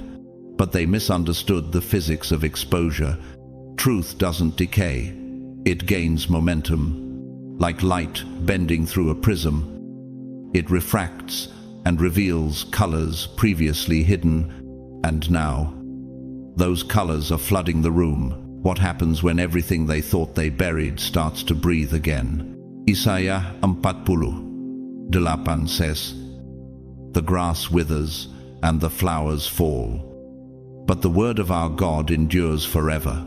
While their carefully crafted fiction faded like fog at dawn, the truth you carried stood immovable, quietly glowing beneath the noise. And now, that still truth is lighting fires beneath the illusion. A house of mirrors built on sand, engineered to dazzle and deceive to the untrained eye. It looked stable, but when you walked out, the wind didn't stop it, intensified. You weren't the one causing the storm. You were the only thing holding it back. And when you exited, everything they feared came rushing in. Have you ever looked back and realized the storm didn't start with you, but revealed everything that was always broken? Could it be that your exit wasn't the cause, but the catalyst? Time, like a divine archaeologist, began peeling away the layers. What was once hidden beneath noise became undeniable in silence. Their dysfunction didn't vanish with your departure. It multiplied. Why? Because you weren't the source, you were the container they were pouring their mess into. Without you, the toxicity had nowhere to go but back to them. Now people are waking up. The patterns are repeating, but the scapegoat is missing. And suddenly, questions are being asked that were never allowed before. But what if the people you thought would never see it suddenly begin to look again with new eyes? What if their perception shifts and the story no longer adds up? Romans 12:2 reminds us. Be transformed by the renewing of your mind. That's what happened in the shadows. You weren't silent because you were broken. You were silent because you were being rebuilt. Their attacks didn't kill you. They activated your evolution. They triggered a spiritual metamorphosis, one layer at a time. And now, you're unreachable to their old tactics. Let's bring in a term from the science of bioacoustics: frequency imprinting. When a sound is experienced repeatedly, the body remembers, and that's exactly what's happening now. People are remembering your energy, your consistency, your peace. That memory, like an echo of authenticity, is cutting through their static. You didn't just step away, you shifted dimensions. The arrows they used to shoot now fall short. The manipulation that once disoriented you now feels like background noise. You didn't just survive, you transcended. You outgrew the entire emotional climate they tried to trap you in. How much did you rebuild in silence while they thought you were broken? Isn't it strange how the most powerful work happens where no one's watching? And while they held on to the delusion that time would bury your truth, God was orchestrating something far more poetic. Exposure. Exposure not from vengeance, but from natural law. Psalm 37:6 declares, He will make your righteous reward shine like the dawn, your vindication like the noonday sun. And that's what's happening now. You are glowing, and they are unraveling. You weren't hiding, you were healing. And now you're standing in a new frequency, one they can't touch. Your silence didn't shrink you, it expanded you. You reconstructed your inner temple while they mocked your absence. And now, their performance is breaking down because the audience is no longer blind. What if the fire they started ends up lighting your path while burning their bridges? Isn't that exactly how divine reversal looks? Geologists understand this. The deepest pressure forms the most resilient diamonds. The attack didn't destroy you. It pressurized your purpose. What they meant for destruction became density, substance, glory. And if you still wonder, did I need to explain myself? Let the answer be written in the timeline of what's happening now. No, you didn't need to say anything, because time is testifying on your behalf. Let me introduce you to someone you may not know. Allah Salah, a Sudanese architecture student who became the symbol of revolution by doing one thing: standing silently in a car, dressed in white, finger raised to heaven. No microphone, no violence, just presence. Her silence sparked a movement, echoed across the world. She later said, "I am standing here for those who cannot." That's you. You stood in silence for every person who couldn't. And now your presence is still echoing. And now, their time is up. The third domino has fallen. The narrative is crumbling. And you are still standing, elevated, untouchable, glowing with a peace they can't manufacture. The lie they built so carefully, so desperately, has cracked, and you're still here, still radiant, still rising. And that, chosen one, is their greatest fear, come to life. You didn't scream, you didn't plead, you didn't chase their approval. You became the proof. Your peace became the microphone. Your glow became the spotlight. You didn't need to argue against the fiction they created. You simply lived in direct contradiction to it. And now, their entire illusion is trembling. They thought their lie was a death sentence. But it was only a setup for your resurrection. You didn't collapse under pressure. You transformed beneath it. When the fire came, you didn't burn. You forged. The lie didn't silence you. It refined you. Isaiah 54:17 says, "No weapon formed against you shall prosper, and every tongue which rises against you in judgment you shall condemn." But the condemning didn't come from your mouth. It came from your presence. Isn't it strange how they told everyone you were unstable, yet you're the one walking in peace? The contrast is too loud now, too real, and too public. You're not just healed, you're untouchable. You're moving through rooms with calm authority while they scramble to rewrite the narrative. Their biggest mistake wasn't in what they said about you. It was in thinking you would stay stuck inside their storyline. They forgot that the truth doesn't beg. It just endures, and endurance has a glow that fiction can't fake. Imagine this. They painted you as dramatic, unpredictable, manipulative. But now, they see you smiling, composed, honoring your boundaries, glowing with an unshakable grace. How does someone they described as broken carry such divine composure? That question is slicing through their lies like a sword. It's creating something psychologists call cognitive dissonance, when the brain tries to hold two conflicting truths at once. And guess what? That mental conflict is breaking the spell they cast. Every room you enter now reveals something, not just about you, but about them. Every time someone sees your integrity, they remember the contrast. They remember the gossip and feel the gap between that version and the real one walking in front of them. And that gap, that's where their lies begin to rot. Psalm 34:5 says, "Those who look to him are radiant. Their faces are never covered with shame." That's you now, radiant, covered in glory, untouched by the mud they once threw. And the ones who clapped when they mocked you, they're confused. They're rethinking every word they once believed. How long can someone cling to a story when the evidence keeps contradicting it louder and louder every single day? The more they try to explain away your peace, the more foolish they sound. They're struggling now.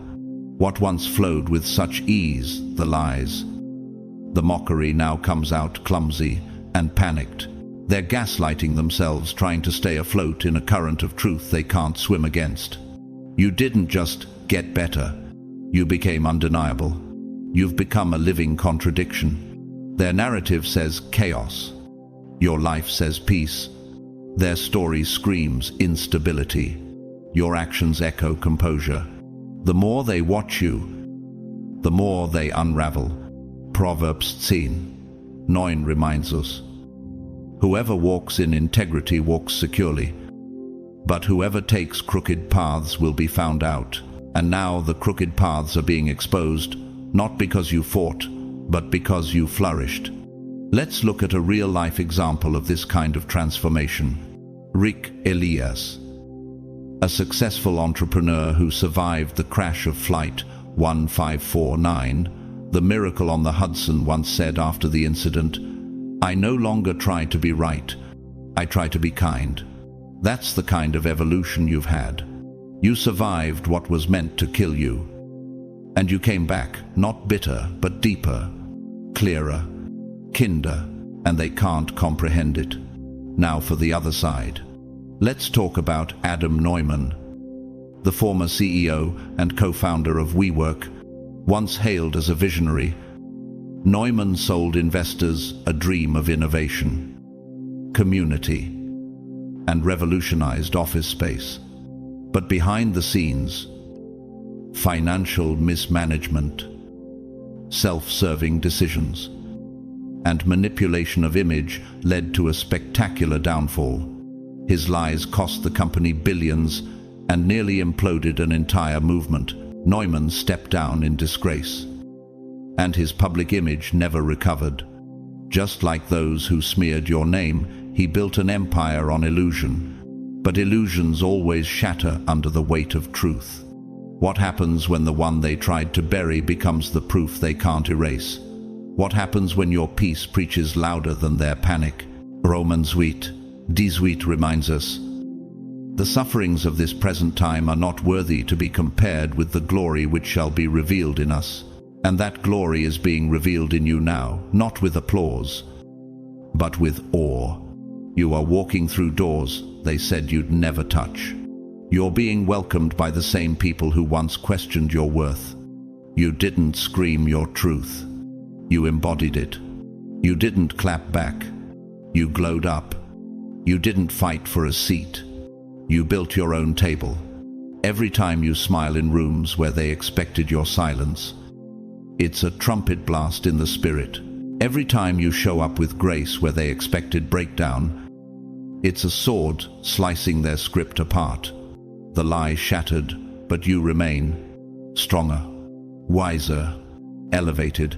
Psalm 118:22 says, "The stone the builders rejected has become the cornerstone." You were rejected, disrespected, discarded, but now you're foundational. Your presence has become the blueprint for what integrity under pressure looks like. And chosen one. The fourth domino didn't just fall, it shattered their illusion and unveiled your divine identity. You didn't just survive the fire. You walked out holding the plans for your rebirth, and they can't stand it. But that's not your burden to carry. You've got kingdoms to build and peace to protect. They expected you to come back broken, shattered, hollow, but instead, you came back whole, holy, even.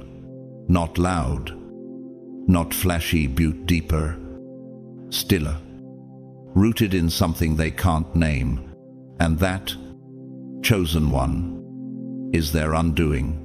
They tried to fracture you with accusation, abandonment, and betrayal. But what they forgot is this: pressure does not just break, it builds. It's the forge of rare things. And under that pressure, You didn't crumble. You crystallized. You didn't just grow, you became gravitational. The kind of presence that shifts atmospheres and warps the attention of even your enemies. They used to mock your silence. Now they orbit around your calm. Unsure of how to respond to what they never expected, your rebirth. Psalm 126:5 says, "Those who sow with tears will reap with songs of joy.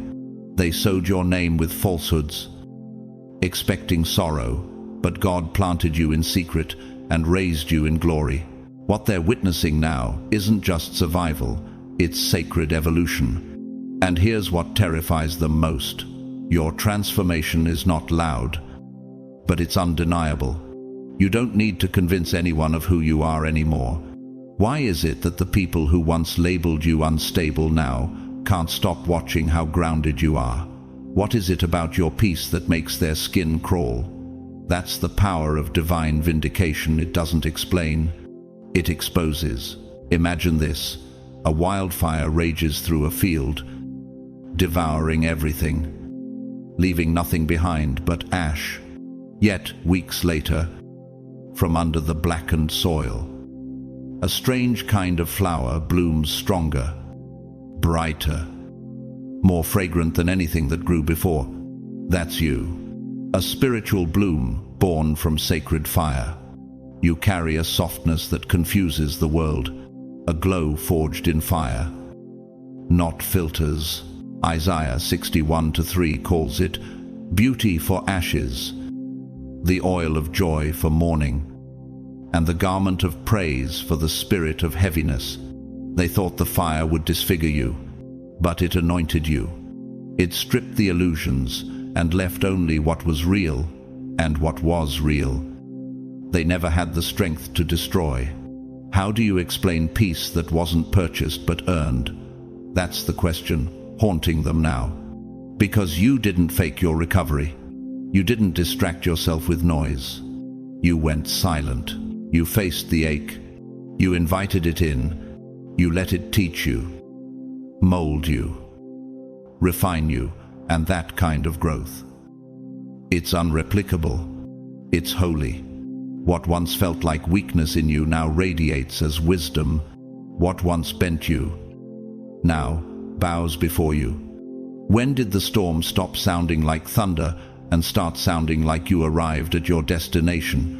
That's how transformation works. It doesn't announce itself. It just starts rearranging the energy of every room you enter. People sense it. Even those who don't know your story can feel the stillness you carry. Like walking into a cathedral where no one's speaking, but your soul hushes in reverence. That's you now. That's the spiritual architecture of a healed one. They called you fake. You radiate with unfiltered clarity. They said you were bitter, but your forgiveness roars louder than their offense ever could. They tried to weaponize your wounds, and now they're watching those same wounds shine like armor. Isn't it wild how they crafted a blade to wound you, and you turned it into a crown? Psalm 18:30 says, "As for God, His way is perfect. The Lord's word is flawless. He shields all who take refuge in Him, and that shield has become your peace." You're not defensive, you're defended.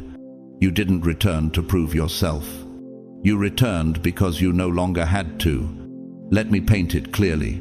Imagine a lighthouse built on a cliff, assaulted for years by salt, storms, and screams. They thought the silence between its flashes meant it was broken, but every blink was strategic. Now, ships are navigating by your light, while they scramble in the fog they created. Your healing wasn't cosmetic, it was cellular. You didn't plaster on positivity. You peeled back your soul. You sat with pain until it no longer held power over your joy. And now, what was supposed to ruin you has rewritten you. In the French film, Dieu seul me voit, only God sees me. The protagonist struggles with his reflection, unsure of who he's become. Until one quiet moment he says, "Ce n'est pas moi qui change, c'est le regard des autres. It's not me who's changed. It's how others are now seeing. That's what's happening to you. You didn't just shift. The lens shifted. Your light broke through their filter. And now, they can't unsee it. And while they wrestle with your radiance, the world watches your rise, because you've become the living evidence of 2 Corinthians 4:8, -9. We are hard-pressed on every side, but not crushed, perplexed, but not in despair, persecuted, but not abandoned, struck down, but not destroyed. Oh, you didn't lose your softness, you just upgraded your strength. And now the 5th domino has fallen, but not quietly. It rang like a cathedral bell, echoing through every room they once whispered in. The ones who weaponized your past now tremble at your present. The rooms they once controlled now feel like echo chambers for your peace. And here's the question, echoing louder than ever: what happens when the only thing louder than their lies is your stillness? You've become the kind of presence that doesn't need to speak to be heard. The kind of energy that heals by simply existing. The kind of story that says, you can rise, even when they hoped you wouldn't. Oh, there's a moment in every story where the silence in the room shifts. It starts slow, just a few raised eyebrows. A pause in conversation. A glance that lingers too long, and then it grows. The hum of suspicion. The creaking of old assumptions. The quiet crumble of illusion. That's where you are now. Chosen. One. Not because you shouted the truth, but because you became too consistent to ignore.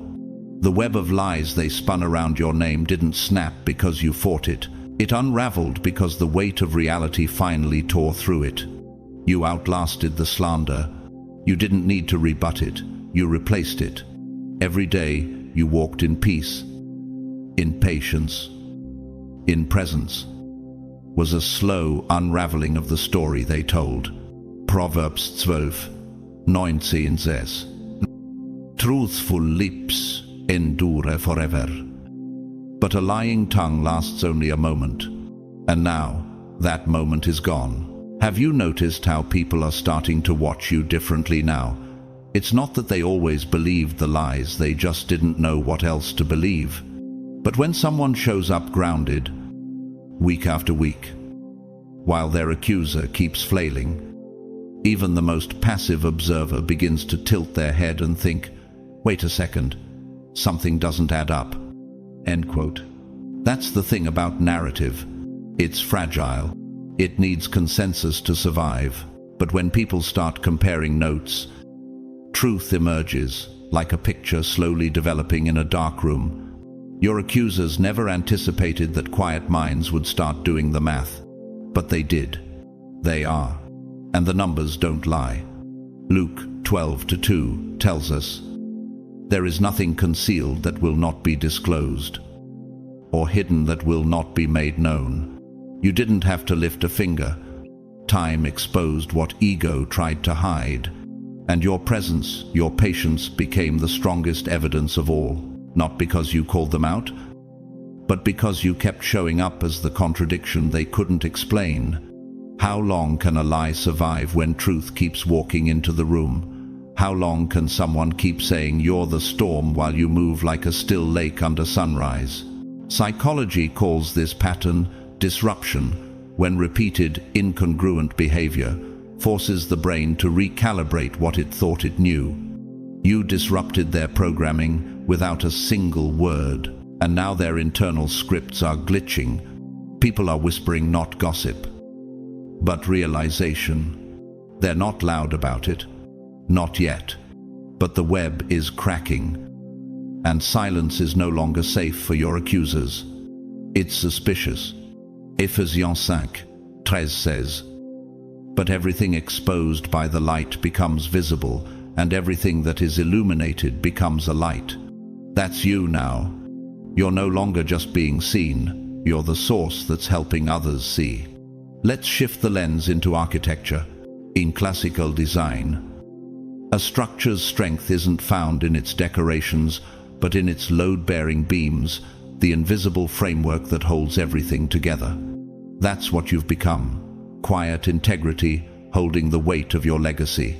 While they threw glitter over rotting walls, you reinforced your foundation, and they underestimated the force of that foundation. In physics, there's a concept called resonant frequency, the natural vibration of a structure.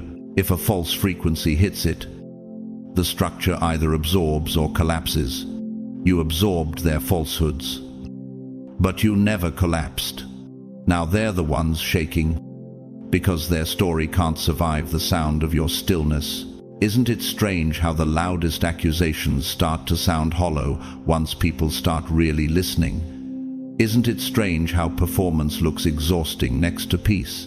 You've become the architectural blueprint of a survivor, not someone patched up, but someone rebuilt from sacred beams.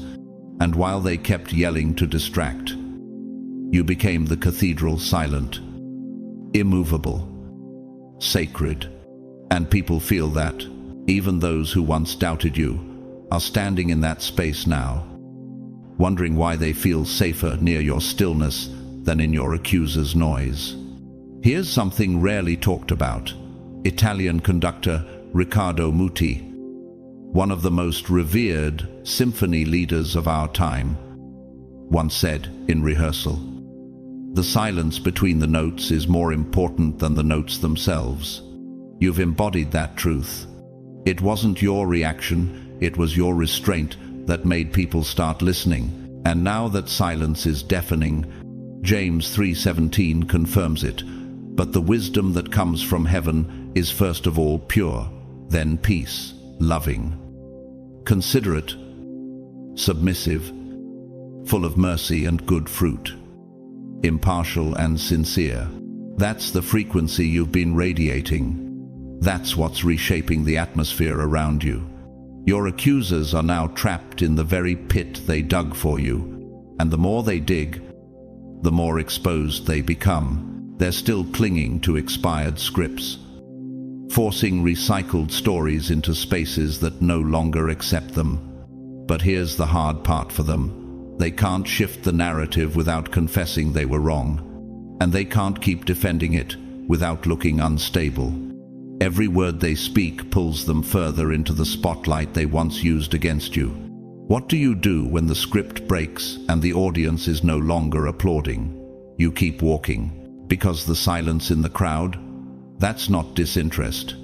That's a revelation. Isaiah 60:1 calls it like this: "Arise, shine, for your light has come, and the glory of the Lord rises upon you." Your glory is doing what no debate ever could. It's making them think. It's forcing them to see. It's ending the illusion. And now, the chosen one. The sixth domino hasn't just fallen. It's detonated the entire false structure they built around your name. And as the dust settles, people are realizing they were looking at shadows. But you've always been the light behind it. They didn't break you. They broke you open. There's a difference. A pearl doesn't emerge unless the shell splits. A revelation doesn't happen without rupture.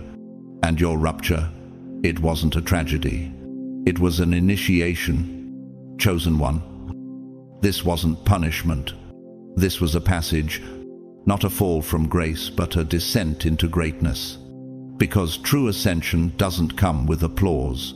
It comes with betrayal, silence, fire, nights that feel endless, rooms where your cries echo back unanswered. But what the enemy labeled suffering, heaven called sacred shaping. What you walked through wasn't chaos. It was a carefully designed sequence, like a soul-grafted boot camp, coded to break everything false in you. So only the real could rise. You didn't just survive their betrayal. You shed your skin in it. Isaiah 43:2 says, "When you pass through the waters, I will be with you, and when you walk through the fire, you shall not be burned." The fire didn't scorch you. It carved you. You became the sword in the furnace, tempered, not torched. But here's the question. They never asked, what if your breakdown wasn't a breakdown at all, but a breakthrough into power they didn't recognize? What they meant to use as your end became the exact portal into your awakening. That trauma wasn't random. That loss wasn't meaningless. Every betrayal was an initiation. Every false accusation was an acceleration. You were never being punished. You were being promoted. What they misunderstood was that you weren't in retreat. You were in rebirth. And now, you don't just know the truth. You've become it. You don't chase peace anymore. You carry it. You don't beg for clarity. You walk in it. Psalm 66:10-12 echoes this. For you, God, tested us. You refined us like silver. We went through fire and water, but you brought us to a place of abundance. That place is where you are now, not because they lifted you, but because the crushing revealed the treasure inside. Let's talk about real life. Tina Turner, the legendary queen of rock and soul, once said, "Sometimes you've got to let everything go. Purge yourself. If you're unhappy with anything, let it go. You'll find that when you're free, your true self comes back." After surviving abuse, betrayal, and public smear, she didn't just make a comeback, she became a global symbol of power through transformation. That's your story. You didn't bounce back. You were reborn through divine fire. And just as there are heroes, there are cautionary tales. Carlos Ghosn, once the celebrated CEO of Nissan Renault, hailed as a genius of industry. But behind closed doors, deception ran deep. Fraud, cover-ups, ego-driven empires. When exposed, he fled the country in disgrace, forever stained by the very web he spun. That's the same fate awaiting those who tried to twist your narrative. They crafted a snare, and now they're caught in it. What if all the pain was the pressure God used to unlock your original blueprint? What if you weren't meant to bounce back to your old self, but to break through into your highest self? That's why you walk differently now. Your silence feels heavier than their shouting. Your eyes hold stories no one can rewrite. You've met yourself in the dark and lived to tell the truth. You didn't just survive the valley, you became the voice. Others now follow out of it. Psalm 119:71 says, "It was good for me to be afflicted so that I might learn your decrees." That affliction built your discernment. It stretched your compassion. It sharpened your instincts. And now, you don't just hear what people say, you feel what they're hiding. What do you call someone who walked through hell and came back holy? What do you call someone who lost everything and found identity? You call them chosen. You call them dangerous to the darkness. You've become immune to their old weapons. Slander doesn't move you. Rejection doesn't shake you. You don't respond to chaos anymore. You reveal it. You no longer operate from desperation. You move from divine design. This is not survival. This is mastery. Spiritual authority doesn't sound like shouting. It sounds like silence that shifts rooms. And that's what terrifies them now. Because they tried to bury a version of you that doesn't even exist anymore. You're not fragile. You're forged. You're not triggered. You're trained. And you don't run from fire. You understand it. Proverbs 25:4 declares, "Remove the dross from the silver, and a silversmith can produce a vessel." You are that vessel now, carved in fire, built in silence, anointed in secret. And here's what no smear campaign can touch: the peace of someone who knows exactly who they are and who sent them. They didn't just fail to destroy you. They became unwilling participants in your sacred initiation. They trained the warrior who now walks without needing to be understood. And the eighth domino, it didn't just fall.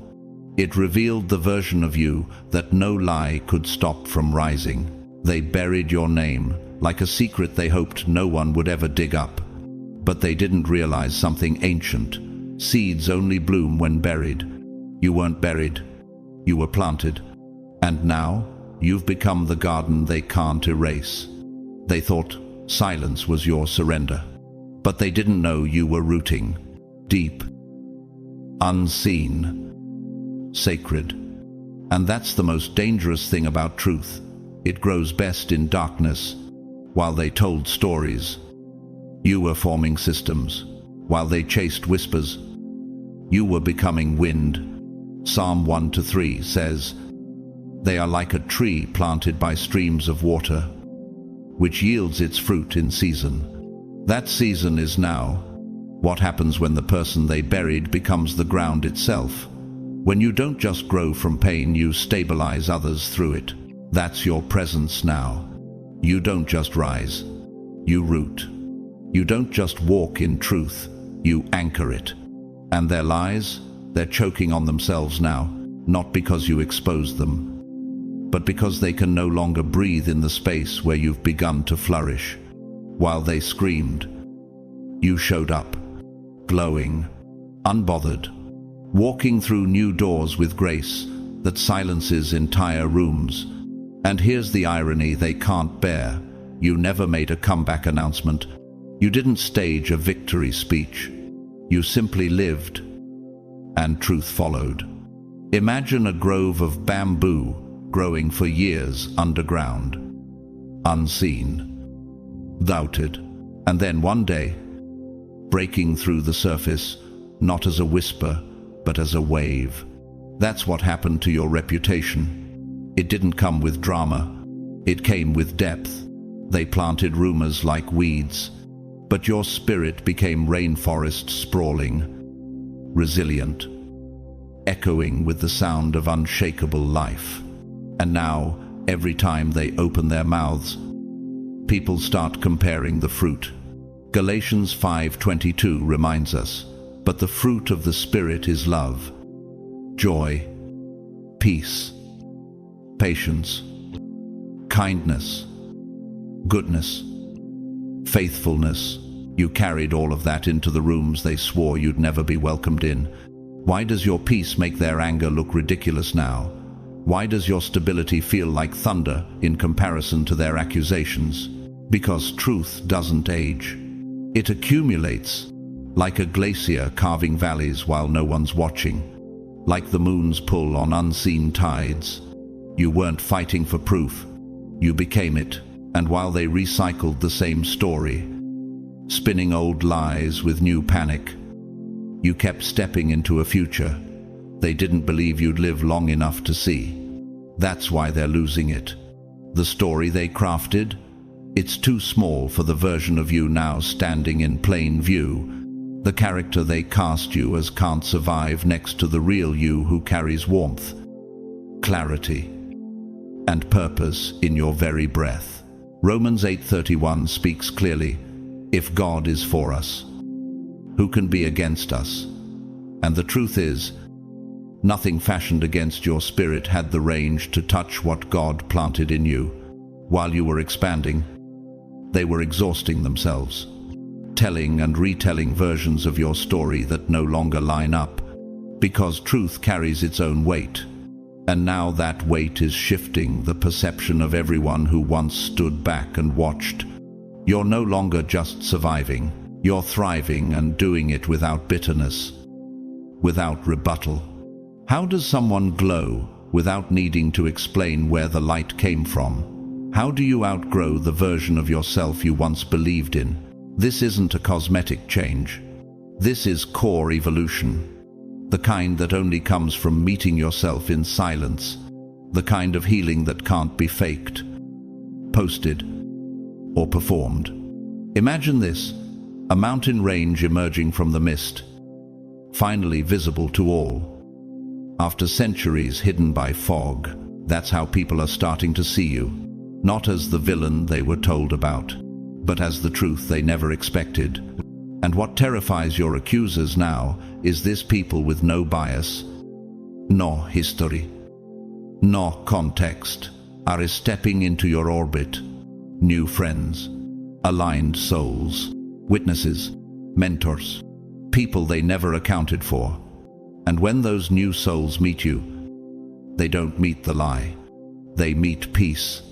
And that peace carries weight. Hebrews 12:11 speaks of it. No discipline seems pleasant at the time, but painful later on. However, it produces a harvest of righteousness and peace. That's what they're witnessing now, your harvest. Not loud, not forced, but unmistakable. And when people feel your authenticity, the smear campaign collapses like dry leaves beneath their feet. No one believes the old script anymore. Not when you've become the walking contradiction. Here's where it gets unshakable. You're glowing in rooms they never even considered, winning favor in places they said you'd never enter, showing up in joy they thought they were erased. And the most devastating part? They can't do anything to stop it. Their entire sense of control, their identity as puppeteers of perception, is eroding, because no matter how many strings they pulled, you've cut every cord. Their lies are being outrun by your light. And here's what they never prepared for: what happens when their narrative crumbles, and the person they tried to erase becomes the only one still standing. In the 2016 French film The Innocents, based on true events during post-World War II Poland, a young French Red Cross doctor discovers a convent of nuns, many of whom became pregnant after being violently attacked by soldiers. One of the nuns, burdened by shame and silence, finally breaks and whispers through tears, "I no longer pray to be safe. I pray to be awake." That's you now. Not begging for comfort, not hiding in old wounds. Awake, unshakable, transformed by truth. You don't need safety. You walk in spiritual authority. What once would have scared you into silence now bows to the version of you that sees through illusion and keeps walking anyway. And now, chosen one. The ninth domino hasn't just fallen, it's collapsed the entire stage. The game is over. The performance has ended. And the crowd that once cheered for your downfall, they're staring at the ashes, while you rise like a mountain blooming from the earth. They didn't just lose control, they lost relevance, and that, chosen one, is a collapse far more devastating than defeat. You see, power can be rebuilt, influence can be rebranded, but once relevance dit, it's a slow extinction, and no applause follows it.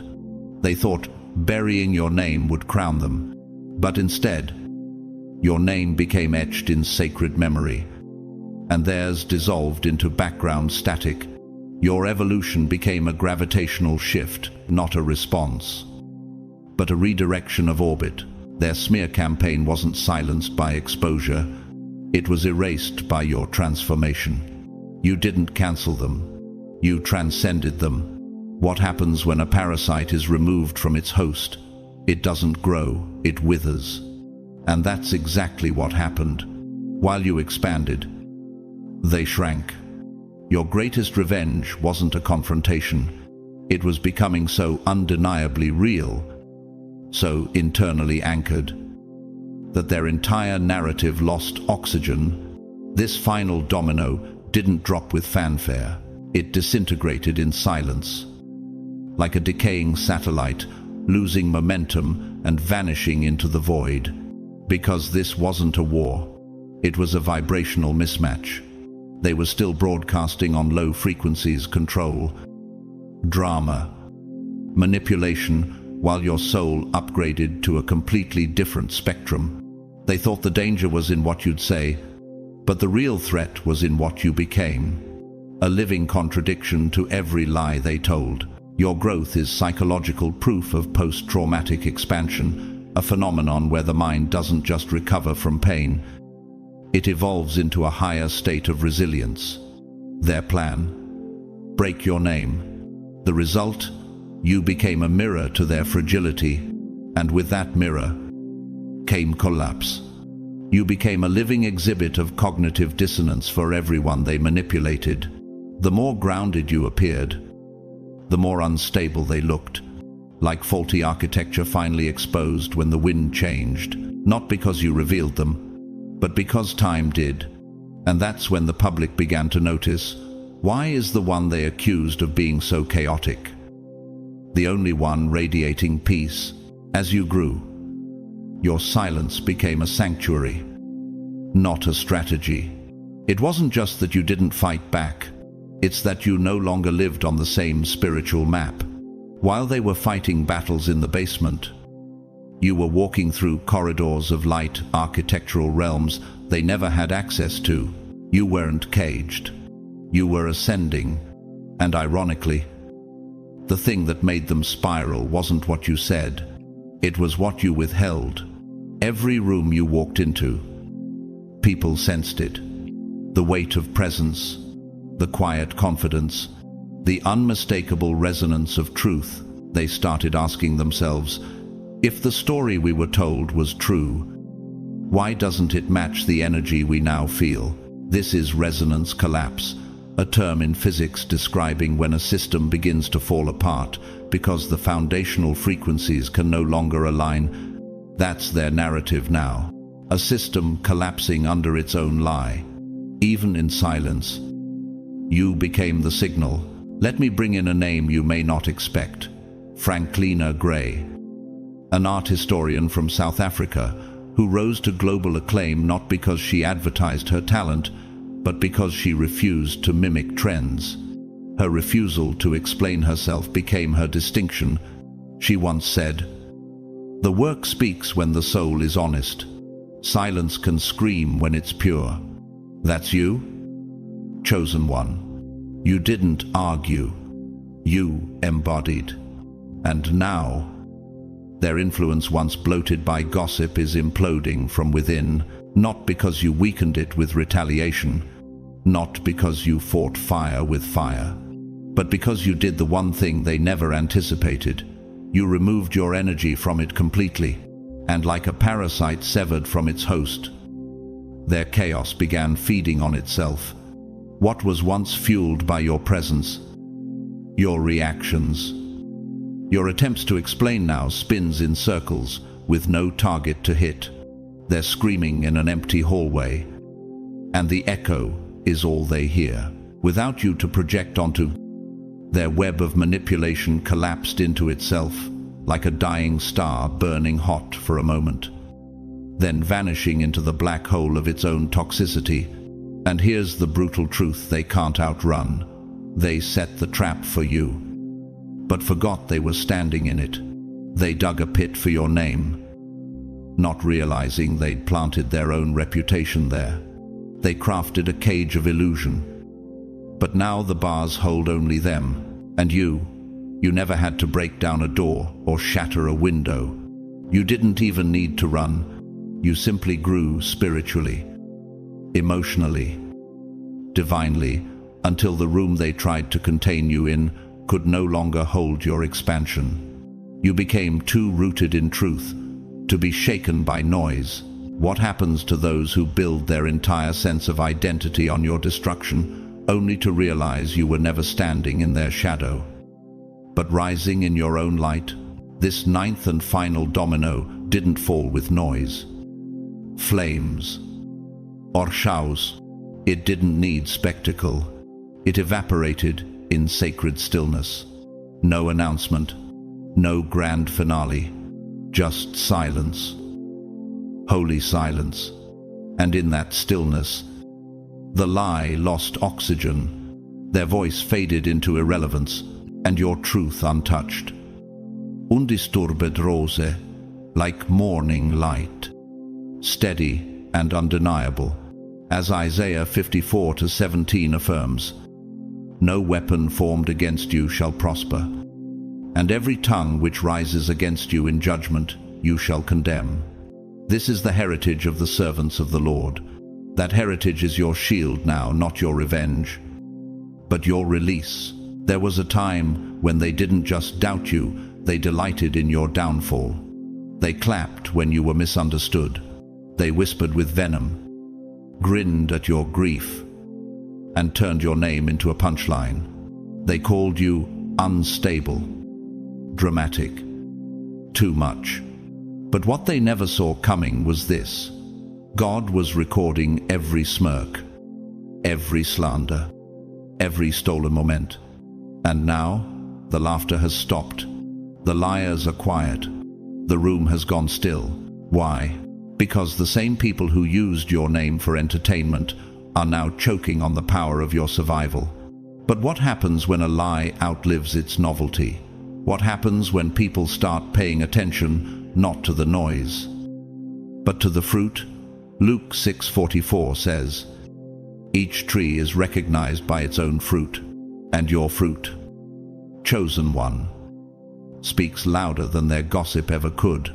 You kept showing up, not perfectly, but purely. You kept walking, not with vengeance, but with vision, and slowly, the same crowd that laughed at you started to listen again, but this time with a different energy, one rooted in conviction, not mockery. And now the fifth domino has fallen, but not quietly. It rang like a cathedral bell, echoing through every room they once whispered in. The ones who weaponized your past now tremble at your present. The rooms they once controlled now feel like echo chambers for your peace. But here's a question few dare to confront. What happens to a manipulator when their illusion no longer works? The loudest liars get tired when no one's clapping. Proverbs 26:26 warns us, though their hatred is concealed by deception, their wickedness will be exposed in the assembly. And indeed, chosen one. Exposure came not with a bang, but with the slow erosion of credibility. The ones who once spun stories about you are now being questioned. Eyebrows are rising, patterns are breaking, and all of it, it's divine justice unfolding in real time. A modern-day example of this is best-selling author and motivational speaker Iyanla Vanzant.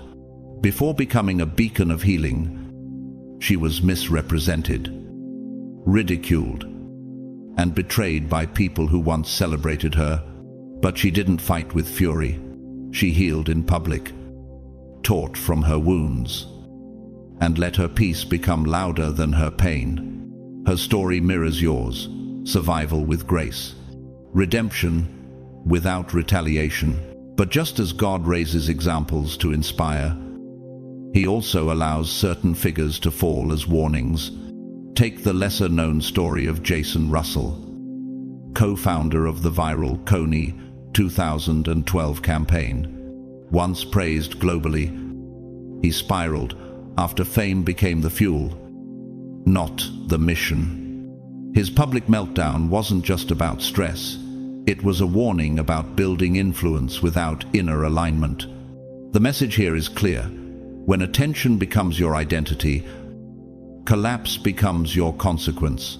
And now, chosen one, the stage has shifted. You're not reacting, you're reigning. And they don't know how to handle your evolution, because in their version of the story, you were supposed to stay broken. You were the one they counted out, the scapegoat, the easy target. But Isaiah 54:17 was always in effect. No weapon formed against you shall prosper, and every tongue that rises against you in judgment you shall condemn. This is the reversal. This is the return. This is the unveiling of a divine twist they never saw coming.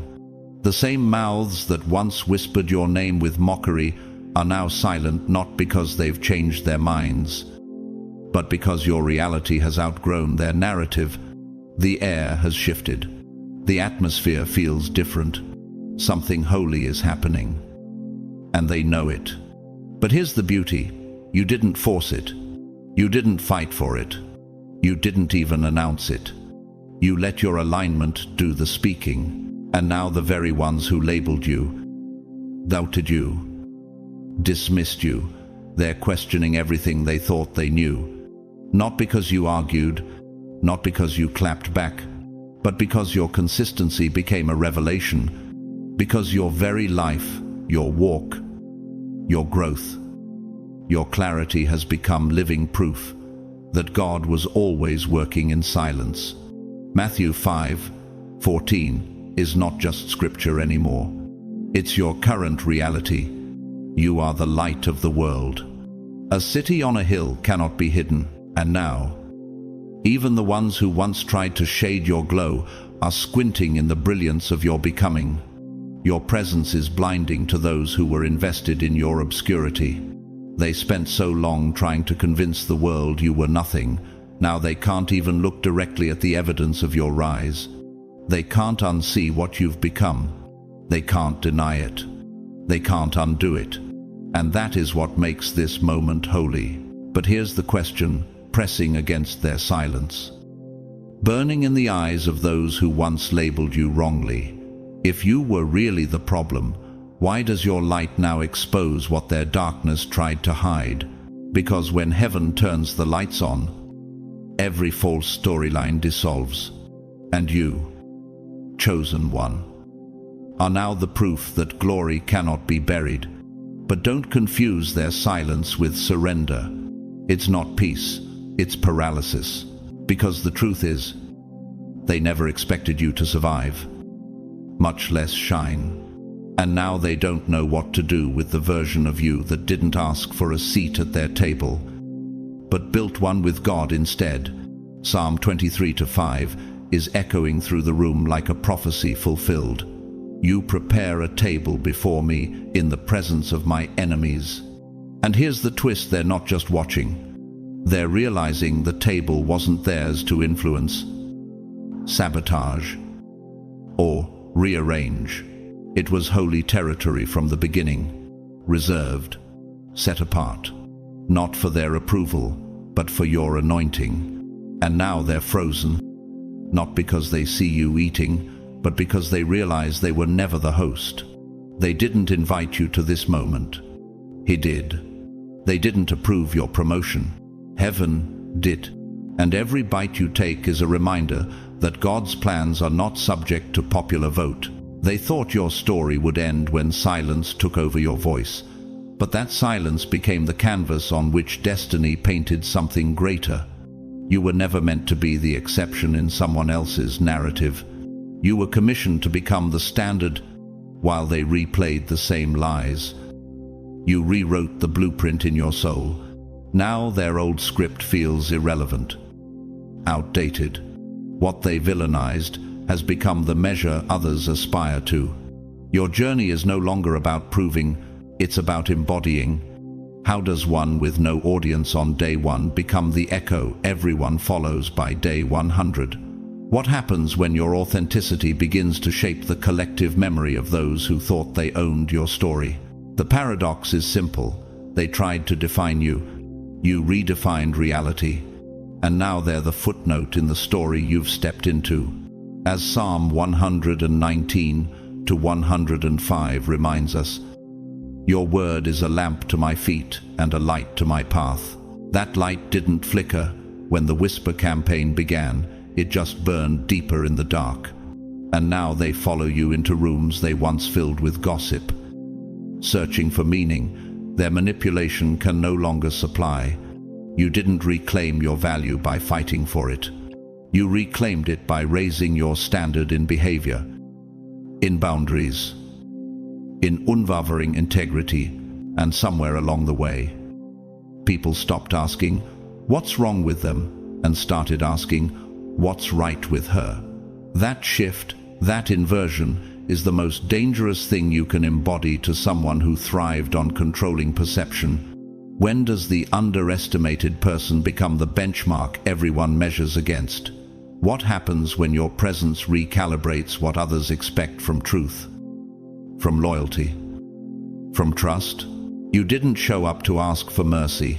You showed up in a presence so elevated that it demanded respect even from people who weren't ready.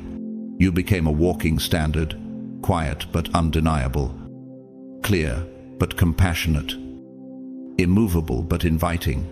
Ephesians 4:24 calls us to put on the new self, created to be like God in true righteousness and holiness. That's what you did not to please others, but to align with heaven's architecture for your life. And suddenly, behavior that doesn't match your frequency sticks out like a cracked structure in a cathedral.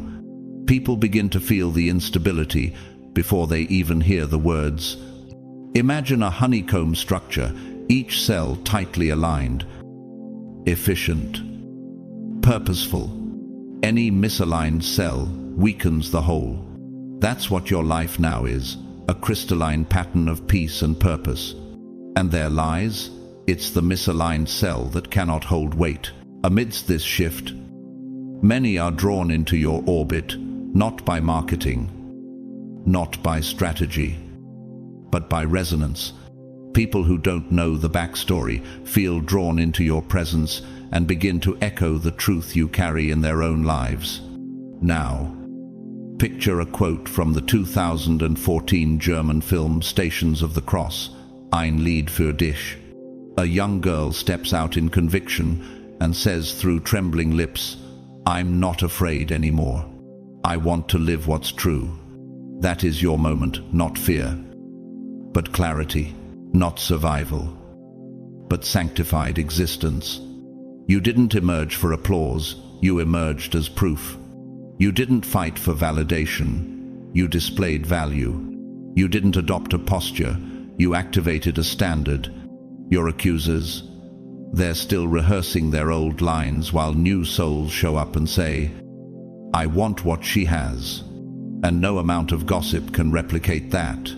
No narrative can counterfeit integrity. No manipulation can manufacture peace. Romans 12, 2 declares. Be transformed by the renewing of your mind. That renewal didn't happen in front of crowds. It didn't come from applause, approval, or public validation. No, it happened in invisible places, in the hush between breakdowns, in the aching silences no one else heard, in the slow rewiring of your soul after everything you once believed about yourself was shattered. That kind of renewal doesn't create influencers. It births reformers, kingdom carriers, people whose very presence recalibrates what's possible. You didn't just walk into a new season. You didn't just cross a threshold.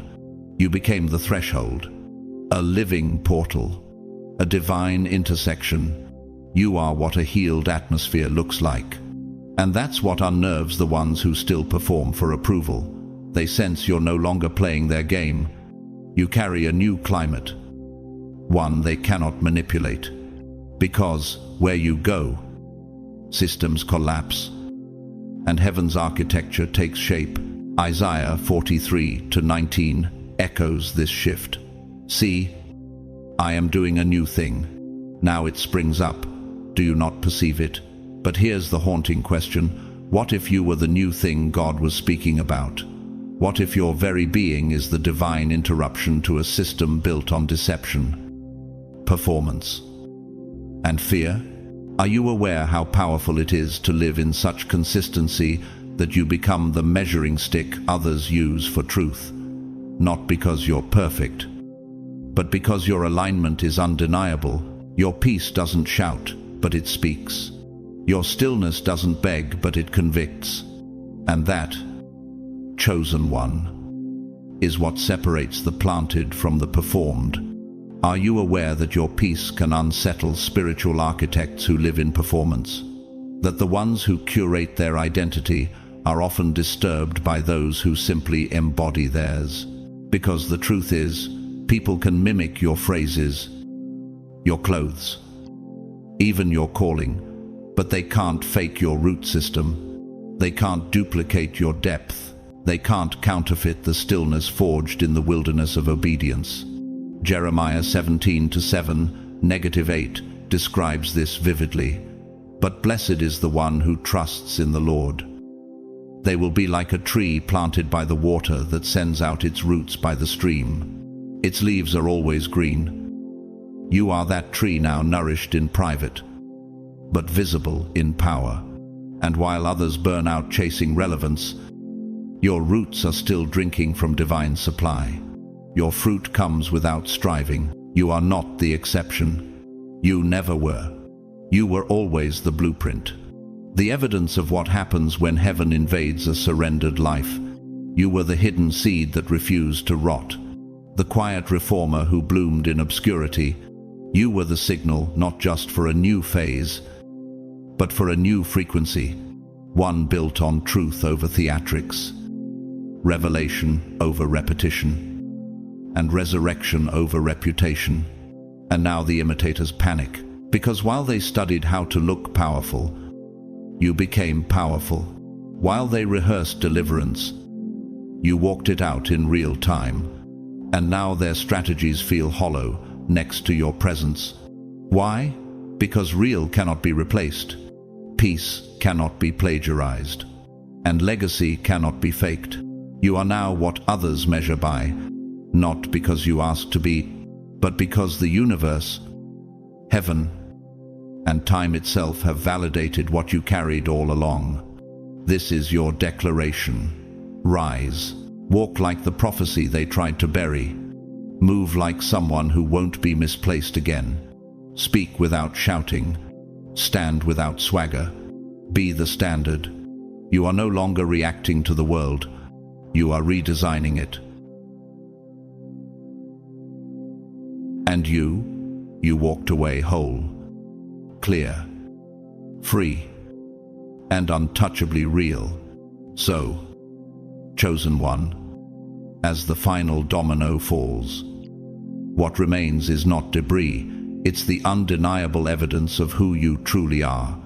You didn't just survive what they did to you, you outgrew it. You weren't defined by the lies. You were refined by truth. And now, what they tried to destroy has become the very thing that sets you apart. Their story couldn't hold. Their noise couldn't last. Their shadows couldn't dim what was divinely assigned to shine. Because the story they tried to write without your permission has already been overwritten by the weight of your presence, the clarity of your spirit, and the grace of your evolution. If this message hit deep, don't just watch. Respond. Like the video if something in your spirit stirred. Share this with someone who needs to be reminded that the truth doesn't need a spotlight to survive, it only needs time. Drop a 777-inch. The comments if you know this was your confirmation. And if you haven't already, subscribe so you never miss what heaven is whispering next. Thank you for being here. Chosen one, whether you've supported through super thanks or simply by watching with intention, every moment you give to this space matters deeply. And until next time, may you continue walking in clarity, in peace, and in the kind of authority that doesn't have to prove itself because it just is. You are not forgotten. You are not invisible. You are rising, and the world is watching. God bless you.